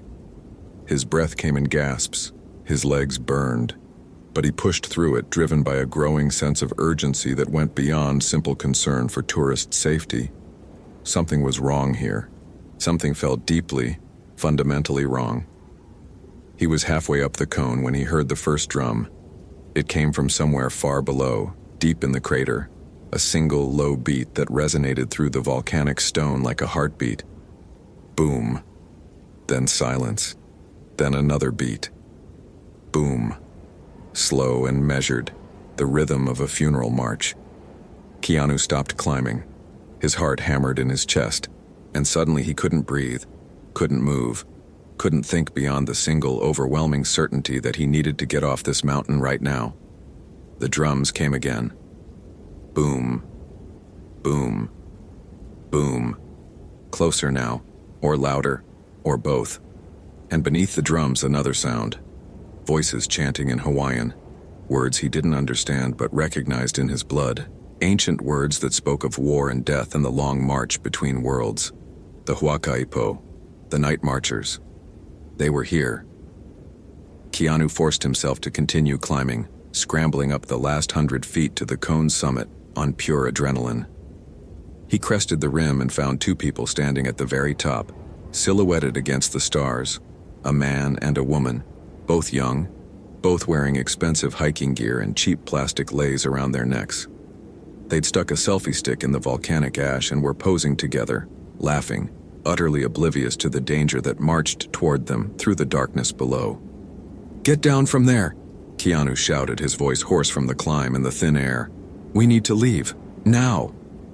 The man turned, annoyed, pulling off expensive sunglasses that served no purpose in the darkness except as a fashion accessory. He was in his late 20s, blonde, with that particular combination of tan and fitness that came from yacht clubs and personal trainers. The kind of mainland confidence that believed every problem could be solved with money or a good lawyer. "Whoa, dude, relax. We paid for our camping permit. We're allowed to be here." "The permit is for designated camping areas only," Keanu said, fighting to keep his voice calm and professional even as the drums grew louder below. "You're not allowed to camp at Kamoa Opele. This specific area is culturally sensitive. It's part of a traditional Hawaiian burial route. It's kapu." "Kapu?" The woman laughed, a sound that grated against Keanu's nerves like metal on stone. She was younger, maybe mid-20s, brunette hair pulled back in an expensive athletic headband, wearing a University of Oregon sweatshirt and designer hiking boots that had probably never seen real dirt before this trip. "It's a volcano, it's rocks and dirt. We're not hurting anything. There's nothing here but geological formations." Keanu felt something break inside him. Not anger exactly, but a deep, bone-weary frustration at having the same conversation with mainland tourists who came to Hawaii thinking of it as Disneyland with palm trees, never understanding that they were walking on ground so sacred that his ancestors would have died before violating it. "You don't understand. This place is kapu. That means forbidden, sacred, dangerous. The cinder cones aren't just geological formations. They're repositories of mana, spiritual power. And this cone specifically, Kamoa o Pele, the chicken of Pele, it's named for the goddess of volcanoes herself. It's part of an ancient trail system used by warriors and priests. And at night, especially on moonless nights, those spirits still walk these paths. We call them the Huakaipo, the night marchers." The man, Ethan, based on the monogrammed backpack Keanu had seen at the campsite, rolled his eyes in a gesture so dismissive it made Keanu's hands clench into fists. "Spirits. Right. Look, man, I appreciate the local color and everything, but we drove 3 hours up here for this. Sophia and I are celebrating our 2nd anniversary. We wanted to camp somewhere special, somewhere Instagram-worthy, and this spot is perfect." He gestured expansively at the crater spread out below them, at the stars blazing in their thousands overhead, at the otherworldly landscape of volcanic cones and lava fields stretching to the horizon. "Look at this view. Do you know how many likes this is going to get? This is going to be the centerpiece of our travel blog. Glamping under the stars at Hawaii's secret summit. We already have the hashtags planned." "Did you not hear the drums?" Keanu demanded. "The chanting? It's right there. Listen." They all fell silent, and in that silence, clear as a bell, came the sound. Boom, boom, boom. The deep, resonant beating of pahu drums, accompanied by voices chanting in Hawaiian, growing closer with each passing second. Sophia's laugh died in her throat. "What? What is that?" "That," Keanu said, "is why we need to leave. Right now. Those are the night marchers, the Huakaipo. And if they find you in their path, if you look at them directly, the old stories say you will die. And I'm not talking metaphorically. I mean, you will actually die. Heart stops, brain ceases function, dead before you hit the ground. Unless you're very, very lucky, in which case they'll just claim your soul, and you'll join their procession forever." Ethan opened his mouth to argue, then closed it again as the drums grew even louder, echoing off the crater walls with impossible volume. That's probably just other campers, right? Having a luau or something? At 10,000 feet, in a closed national park, after dark?" Keanu shook his head. "There are no other campers. There's nothing out here but us and them. And they're coming this way because you violated kapu ground. You built a fire at a sacred site. You disrespected the old ways. And now they're coming to collect what's owed." Keanu wanted to scream at them, wanted to grab them both and drag them bodily down the mountain. But the drums were getting louder, and he could hear something else now. Footsteps. Dozens of footsteps. Hundreds. Moving in perfect synchronization through the crater below. Approaching Kamoa Opele with inexorable purpose. "Listen to me very carefully," Keanu said, forcing his voice to remain calm. "My name is Keanu Kalama. I'm a park ranger and I grew up here on Maui. What you're hearing right now, those drums, that's the Huakai Po, the night marchers. They're spirits of ancient warriors who walk the old trails after dark. And if they find you in their path, if you look at them directly, you will die. Do you understand? You will die." The man, Ethan, presumably laughed. "Spirits? Dude, are you serious? Is this like a park ranger hazing thing trying to scare the tourists?" "I'm not trying to scare you, I'm trying to save your life. Please, we need to go, right now." But Sophia was staring down into the crater, her smile fading, her face going pale even in the darkness. "Ethan," she said quietly, her voice suddenly small and frightened like a child's. "Ethan, there's something down there."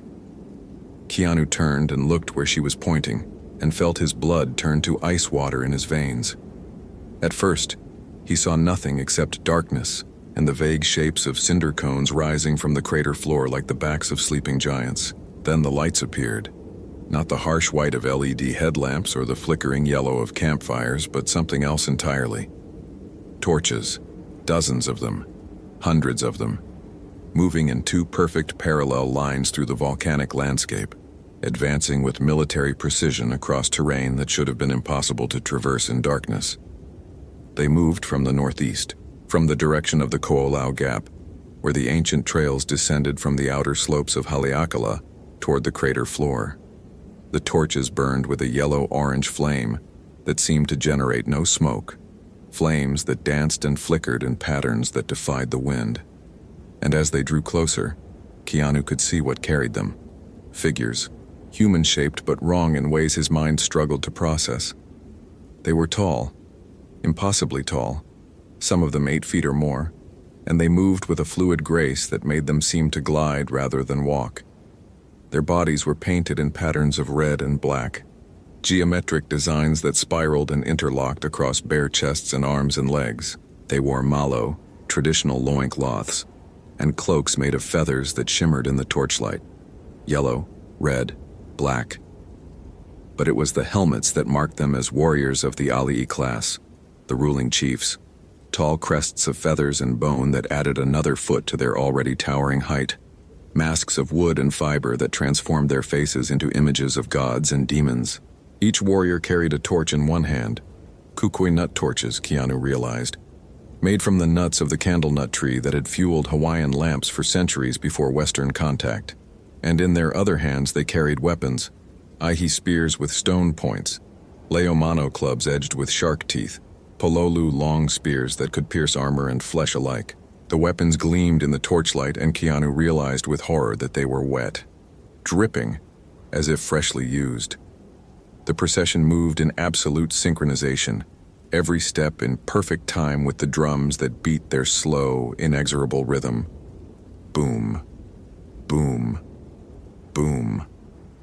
The sound resonated through the volcanic stone beneath Keanu's feet, vibrated in his chest, synchronized with his heartbeat until he couldn't tell where the drums ended and his own pulse began. And the chanting. God, the chanting. Hundreds of voices rising and falling in complex patterns that spoke of battles fought and kingdoms claimed and the eternal march between life and death. The words were Hawaiian. Keanu recognized the language, had grown up hearing it from his grandmother and the other kupuna. But these were ancient words, words from before the missionaries and the kingdom, and even before the great voyaging canoes that had first brought his ancestors to these islands. Words that predated civilization itself, that reached back to something primal and terrible and undeniably real. Ealu-like, the voices chanted. March together, march together. Ahiki ikala, ahiki ikapo. From day to night, from night to day. Oka huakai mau, oka hele mau. The eternal march, the endless journey. Aohe Pau, Aohe Hope, never ending, never ceasing. The chant built in intensity, layering harmonies upon harmonies, creating a sound so complex and powerful that it seemed to warp the air itself. And beneath it all, threading through the music like a dark current, came another sound. The rhythmic striking of staffs against stone, the rattle of gourds filled with pebbles, the high, piercing call of the pew, the conch shell trumpet that announced the presence of high chiefs and called warriors to battle. "What the hell is that?" Ethan whispered, all his mainland confidence evaporating like morning mist. His face had gone gray, and his hands trembled as he reached for Sophia, pulling her close in an instinctive protective gesture that Keanu knew would do absolutely nothing against what approached. "That," Keanu said, his voice barely more than a breath, "is the Huakai Po, the Night Marchers, spirits of ancient warriors who died in battle, or priests who served in the great Heiau temples, or Ali who ruled these islands before time was counted in Western years. They march the old trails at night, forever repeating their sacred journeys, forever bound to the land they died protecting." "That's not real," Sophia said, but her voice cracked on the words. "That can't be real. It's just people in costumes, historical reenactors or something." "Historical reenactors don't glow," Keanu said, and pointed. The torches were closer now, close enough that Keanu could see details he wished he couldn't.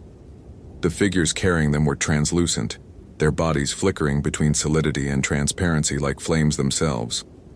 Where they walked, the ground glowed faintly, phosphorescent footprints marking their passage. And the torches didn't cast normal shadows.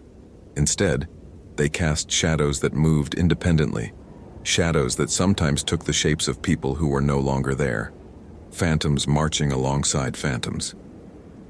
At the head of the procession marched a figure taller and more magnificent than all the rest. His helmet was made entirely of yellow feathers, the sacred yellow feathers of the Oo bird, so rare and precious that only the highest Ali could wear them. His cloak flowed from his shoulders in a cascade of red and yellow, each feather individually tied and layered in patterns that would have taken years to create. He carried no weapon, but his presence radiated power and authority that made the air around him shimmer like heat waves. This was an Ali Inui, a great chief, possibly even one of the ancient kings who had ruled all of Maui before the islands were united. As Keanu watched, frozen in terror and awe, the chief raised one hand. Immediately, the entire procession stopped moving. The drums continued their rhythm. Boom, boom, boom. But the warriors stood motionless, torches held high, faces turned toward Kamoa Opele, toward the summit where Keanu and the tourists stood. The chief lowered his hand and pointed directly at them.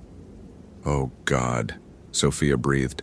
"Oh God, he's pointing at us. Why is he pointing at us?" "Because you violated Kapu ground," Keanu said. "Because you built your fire on sacred earth. Because you treated this place like it was yours to use, like it was put here for your Instagram photos and your anniversary celebration. And now they're coming for you." "That," Keanu said, "is why we need to leave. Come on, follow me. Stay quiet. Don't look at them. Don't make eye contact. And if they get close, if they come up this cone, you lie flat on your face and you don't move until I tell you, understood?" For once, neither of them argued.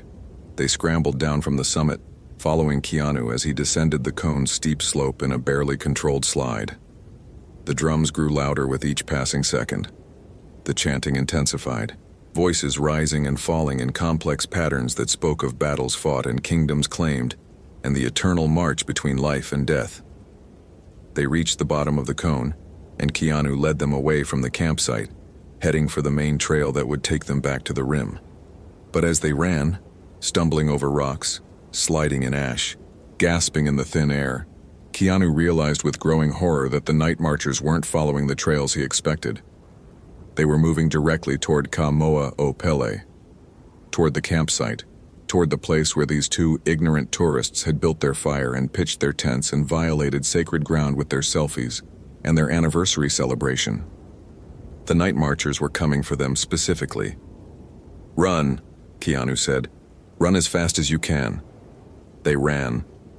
Through the darkness, across the broken landscape, with only their headlamps to guide them, and the terrible sound of drums growing louder behind them. Keanu could hear Sophia sobbing as she ran, could hear Ethan's ragged breathing. His own lungs burned. His legs felt like lead, but they kept moving, driven by pure survival instinct. The torches drew closer. Keanu risked a glance backward and saw them clearly now. A procession of figures in ancient Hawaiian war regalia, their bodies painted in patterns of red and black, their faces hidden behind fearsome helmets of feathers and bone. They carried torches in one hand and weapons in the other. Spears, clubs, knives made of shark teeth. And they moved with impossible speed, gliding over the rough terrain as if walking on air, their feet never touching the ground. At the head of the procession marched a figure taller than the rest, crowned with a helmet of yellow feathers that marked him as Ali, a chief. He carried no weapon, but his presence radiated power and authority. And as Keanu watched, the chief turned his head and looked directly at them. Keanu felt something break inside him, some fundamental barrier between the world of the living and the world beyond. The chief's gaze pierced through him like a spear, cold and absolute, carrying with it the weight of centuries. And in that gaze, Keanu saw his own death, lying broken at the base of Kamoa Opele, his body offered to the mountain as payment for the tourist's violation. He stumbled, nearly fell, and felt Ethan grab his arm to steady him. "Don't look at them," Keanu gasped. "Whatever you do, don't look at them." But it was too late. Sophia had stopped running. She stood frozen, staring back at the procession, her face pale in the torchlight. "They're beautiful," she whispered. "Ethan, look how beautiful they are." "Sophia, no." Ethan grabbed her, tried to pull her away, but she shook him off. She was walking now, walking back toward the night marchers, drawn by something Keanu couldn't see or understand. The chief raised one hand, beckoning, and Sophia walked faster. Keanu lunged forward and tackled her, driving them both to the ground. "Stay down," he shouted. "Prostrate yourself, face in the dirt, now!" He forced Sophia flat against the volcanic ash, pressing her face down, covering her eyes with his hand. Ethan dropped beside them, understanding finally breaking through his terror. They lay there, all three of them, flat on their stomachs with their faces pressed to the ground as the night marchers approached. The drums were deafening now, each beat shaking the earth beneath them. The chanting surrounded them on all sides, hundreds of voices singing in perfect unison.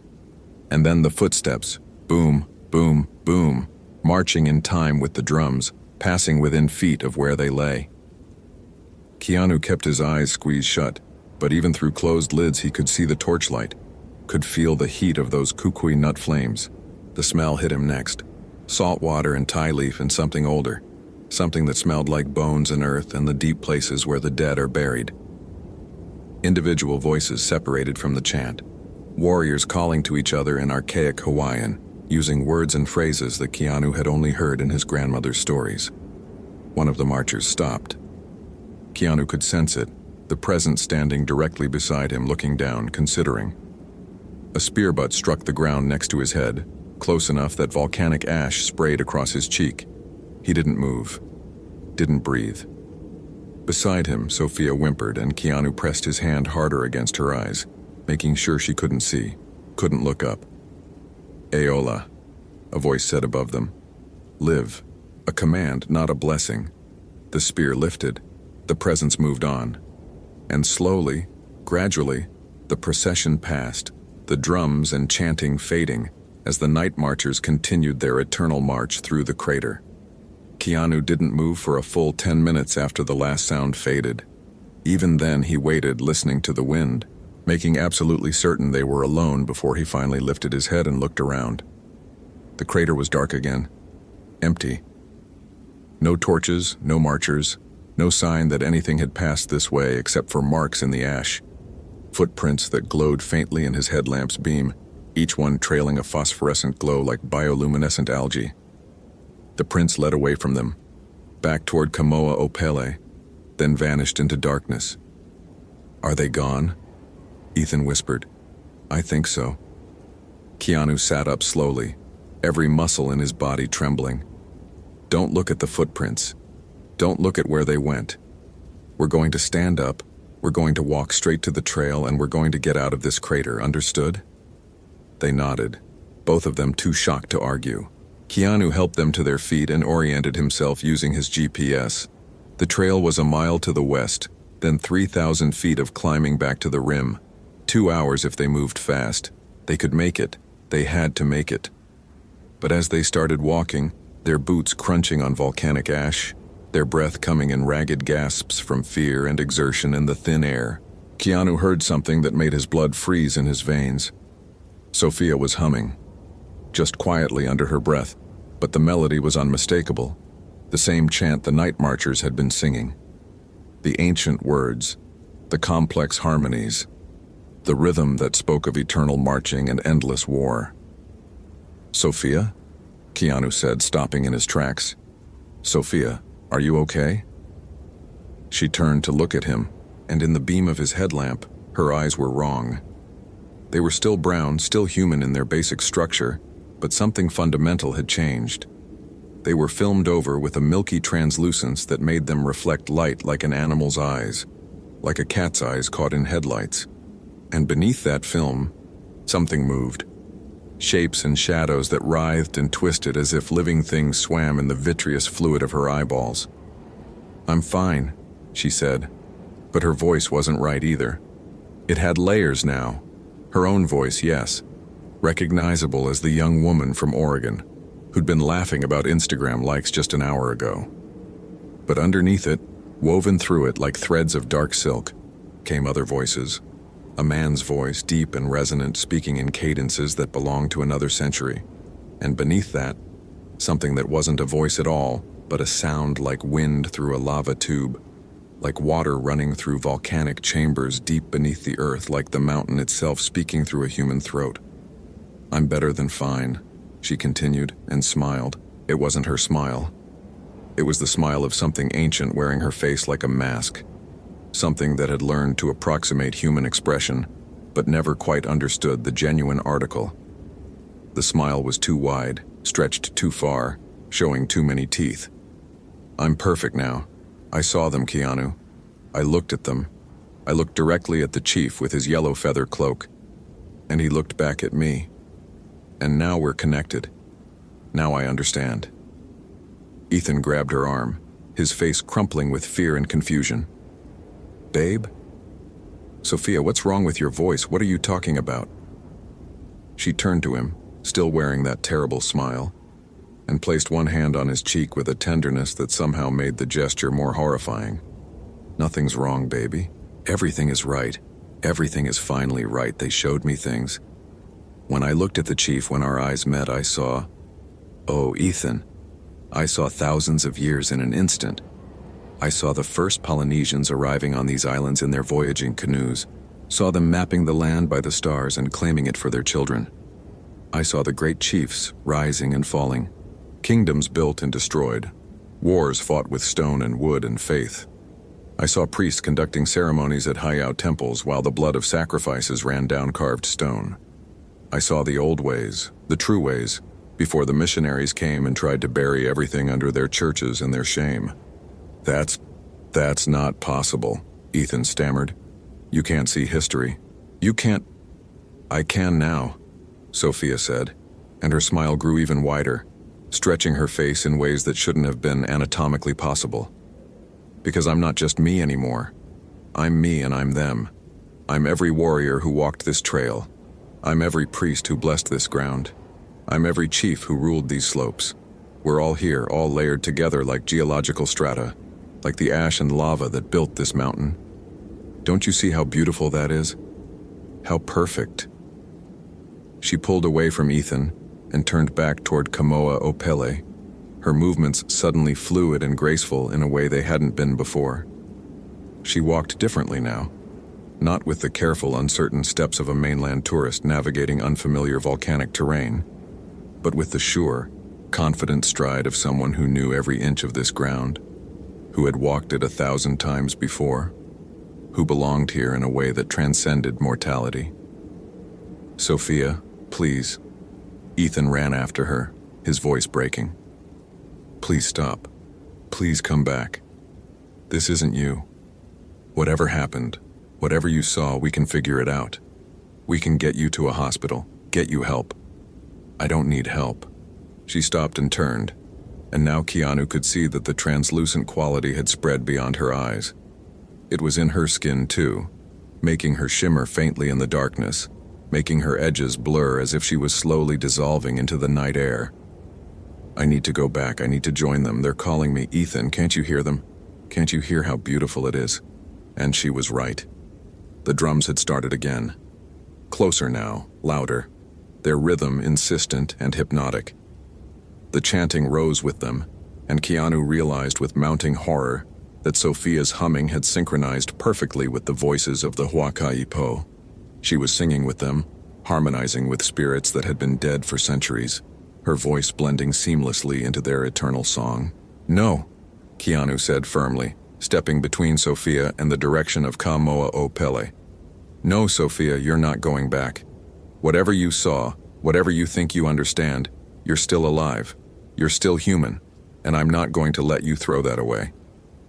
She laughed, and the sound echoed off the crater walls, multiplied and distorted until it seemed to come from everywhere at once. Still alive? Oh, Keanu. Sweet, conflicted Keanu, caught between his grandmother's wisdom and his Western education. Don't you understand yet? The line between alive and dead isn't what you think it is. The line between past and present isn't real. Time is different here, the mountain is different here, and I've been given a gift. I've been chosen to join something eternal. Something that transcends the brief, pitiful flash of a single human lifetime. That's not a gift, Keanu said. That's a curse. The Night Marchers claim people, Sophia. They don't save them or enlighten them. They bind them to an endless march, an eternal repetition of the same paths, the same battles, the same deaths over and over again. My grandmother told me stories about people who joined the Huacaipo. They're not blessed. They're trapped. Ghosts wearing the memory of flesh, marching forever because they can't remember how to stop. Your grandmother, Sophia said, and her layered voice took on a mocking tone, was a wise woman. But she didn't understand the whole truth. She saw the march as a curse because she looked at it from outside. But from inside it's glorious. It's purpose. It's meaning that never fades, never dims, never gets lost in the mundane shuffle of bills and jobs and the slow decay of ordinary life. She took a step toward Keanu, and he backed up instinctively, suddenly aware that whatever looked out from Sophia's eyes was no longer entirely human and might not care about his safety. You could join us too, you know. You're Hawaiian. You have the blood. When the Night Marchers pass, those with Ali blood in their veins, those who prostrate themselves in respect, sometimes they're invited to join. Sometimes the chiefs recognize their descendants and call them home. You felt it, didn't you? When you lay face down while the procession passed? You felt that pull, that recognition, that sense of coming home to something you'd been searching for all your life? Keanu had felt it. God help him, he had. When the Night Marchers had passed and one of them had stopped beside him, had struck their spear next to his head and spoken that single word, Aola live, he'd felt a pull so strong it had taken every ounce of will not to look up, not to meet their eyes, not to accept what they were offering.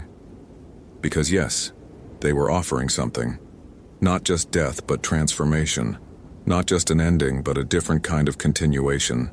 But he'd resisted, had kept his face pressed to the volcanic ash and his eyes squeezed shut and his entire being focused on survival, on staying himself, on not surrendering to the seductive call of the eternal march. I'm not joining you, Keanu said. And I'm not letting Ethan join either. Whatever they showed you, whatever they promised you, it's a lie. You're going to come with me right now. We're going to hike back to the rim and we're going to get you real help. Medical help, psychiatric help, whatever you need. Medical help? Sophia's laugh rang out again, and this time it was joined by other laughter, the laughter of the Night Marchers themselves echoing across the crater. You can't cure what I am with your hospitals and your pills and your Western medicine. I'm not sick, Keanu. I'm transformed. I'm enlightened. She stopped mid-sentence, her head tilting at an unnatural angle, listening to something only she could hear. Her eyes, Those terrible, filmed-over eyes widened, and her smile returned, more beatific and more horrifying than ever. "They're coming back," she whispered. "They're coming back for me. And this time, they're bringing Ethan too." She turned and started walking, not toward the trail, but back toward Kamoa Opele, back toward the place where the night marchers had gone. Ethan ran after her, calling her name, and Keanu followed, his mind racing through everything his grandmother had taught him about the Huacaipo and what happened to people who looked at them directly. "Some die right away," his grandmother had said. "Quick death like a heart stopping. But others get taken. The night marchers claim them, make them part of the eternal procession. And when that happens, there's no getting them back. They're already dead. Already gone. The body walks around for a few days, but it's not your loved one anymore. It's just a vessel waiting to join the march." Sophia reached the base of Kamoa Opele and began climbing, her movement swift and sure despite the loose cinder. Ethan scrambled after her, shouting her name, begging her to stop. Keanu followed more slowly, his ranger training warring with the knowledge that there was nothing he could do. She was already lost. At the summit, Sophia stood at the very edge of the crater rim, silhouetted against the stars. The wind howled around her, strong enough that she should have been blown off her feet. But she stood perfectly stable, as if rooted to the stone. She spread her arms wide, tilted her head back, and began to sing. The song was beautiful and terrible, ancient Hawaiian words that resonated with power. And as she sang, the phosphorescent footprints appeared again, glowing brighter now, leading up the cone toward where she stood. The night marchers were returning, coming back for what they'd claimed. "Sophia, please!" Ethan reached for her, tried to pull her back from the edge. She turned and looked at him with those filmed-over eyes, still smiling, and placed one hand on his chest. "You can come with me," she said. "We can join them together. Wouldn't that be romantic, Ethan? An eternal honeymoon marching through the night forever?" "No," Keanu said, finally reaching them. "Ethan, get away from her. Get away from her right now." But Ethan was crying, reaching for Sophia, trying desperately to pull his girlfriend back from whatever abyss she was approaching. "I love you," he sobbed. "Sophia, I love you. Please come back. Please." She kissed him, gently, almost tenderly. And when she pulled away, Ethan's eyes had the same filmed-over quality as hers, the same reflective sheen. He smiled the same terrible smile. "Oh God," Keanu breathed. "No, no, no." The drums came again, louder than before. The torches reappeared, moving impossibly fast across the crater floor, racing toward Kamoa Opele in twin lines of fire, and Sophia and Ethan stood together at the summit, hand in hand, waiting to join the procession. Keanu did the only thing he could do. He ran. He ran down the cone, across the crater floor, toward the distant trail that would lead him back to the rim in safety. Behind him, the drums pounded and the voices sang, and two more souls joined the eternal march of the Huacaipo. He didn't look back, not once. Not even when he heard Ethan calling his name in that layered, terrible voice. Not even when the torches drew so close he could feel their heat on his back. He reached the sliding sands trail and climbed. 3,000 feet of elevation gain, lungs screaming, legs burning, heart hammering so hard he thought it would burst. But he didn't stop, couldn't stop, because behind him, below him, the night marchers were following. Keanu reached the crater rim as the first light of dawn touched the eastern horizon. He collapsed at the trailhead, gasping and sobbing, and looked back one final time at the crater below. Empty, dark, silent.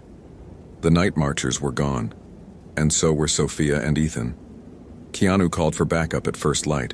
A full search and rescue operation was mounted, with teams combing every inch of Kamoa Opele and the surrounding crater. They found the campsite, tents, gear, everything except the two tourists. The rental car was towed. Missing persons reports were filed. The FBI got involved, suspecting foul play, but Keanu told them the truth.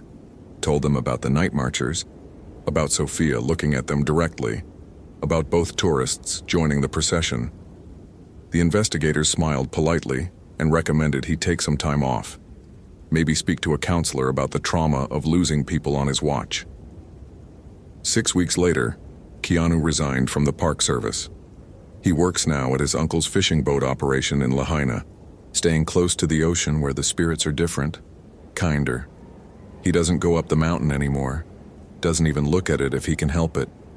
Because sometimes on nights when the moon is dark and the wind blows down from the summit, he can still hear the drums, still hear the chanting, still hear voices calling his name from the crater, where the night marchers walk their eternal paths. And one of those voices sounds like Sophia.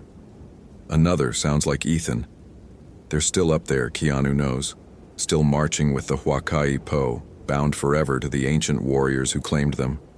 Sometimes tourists report seeing strange lights in the crater at night, or hearing drums, or finding glowing footprints that lead to nowhere. The park rangers investigate, file reports, find nothing. But Keanu knows the truth. The night marchers never stopped marching. They never stopped claiming those foolish enough to violate sacred ground, to look at what should never be seen, to believe that some places were just rocks and dirt with no power, no memory, no spirits. Haleakala remembers. The House of the Sun remembers. And on moonless nights, when the drums beat their slow rhythm across the volcanic slopes, the mountain claims what it's owed. 2 more souls for the eternal march. 2 more voices in the darkness. Forever.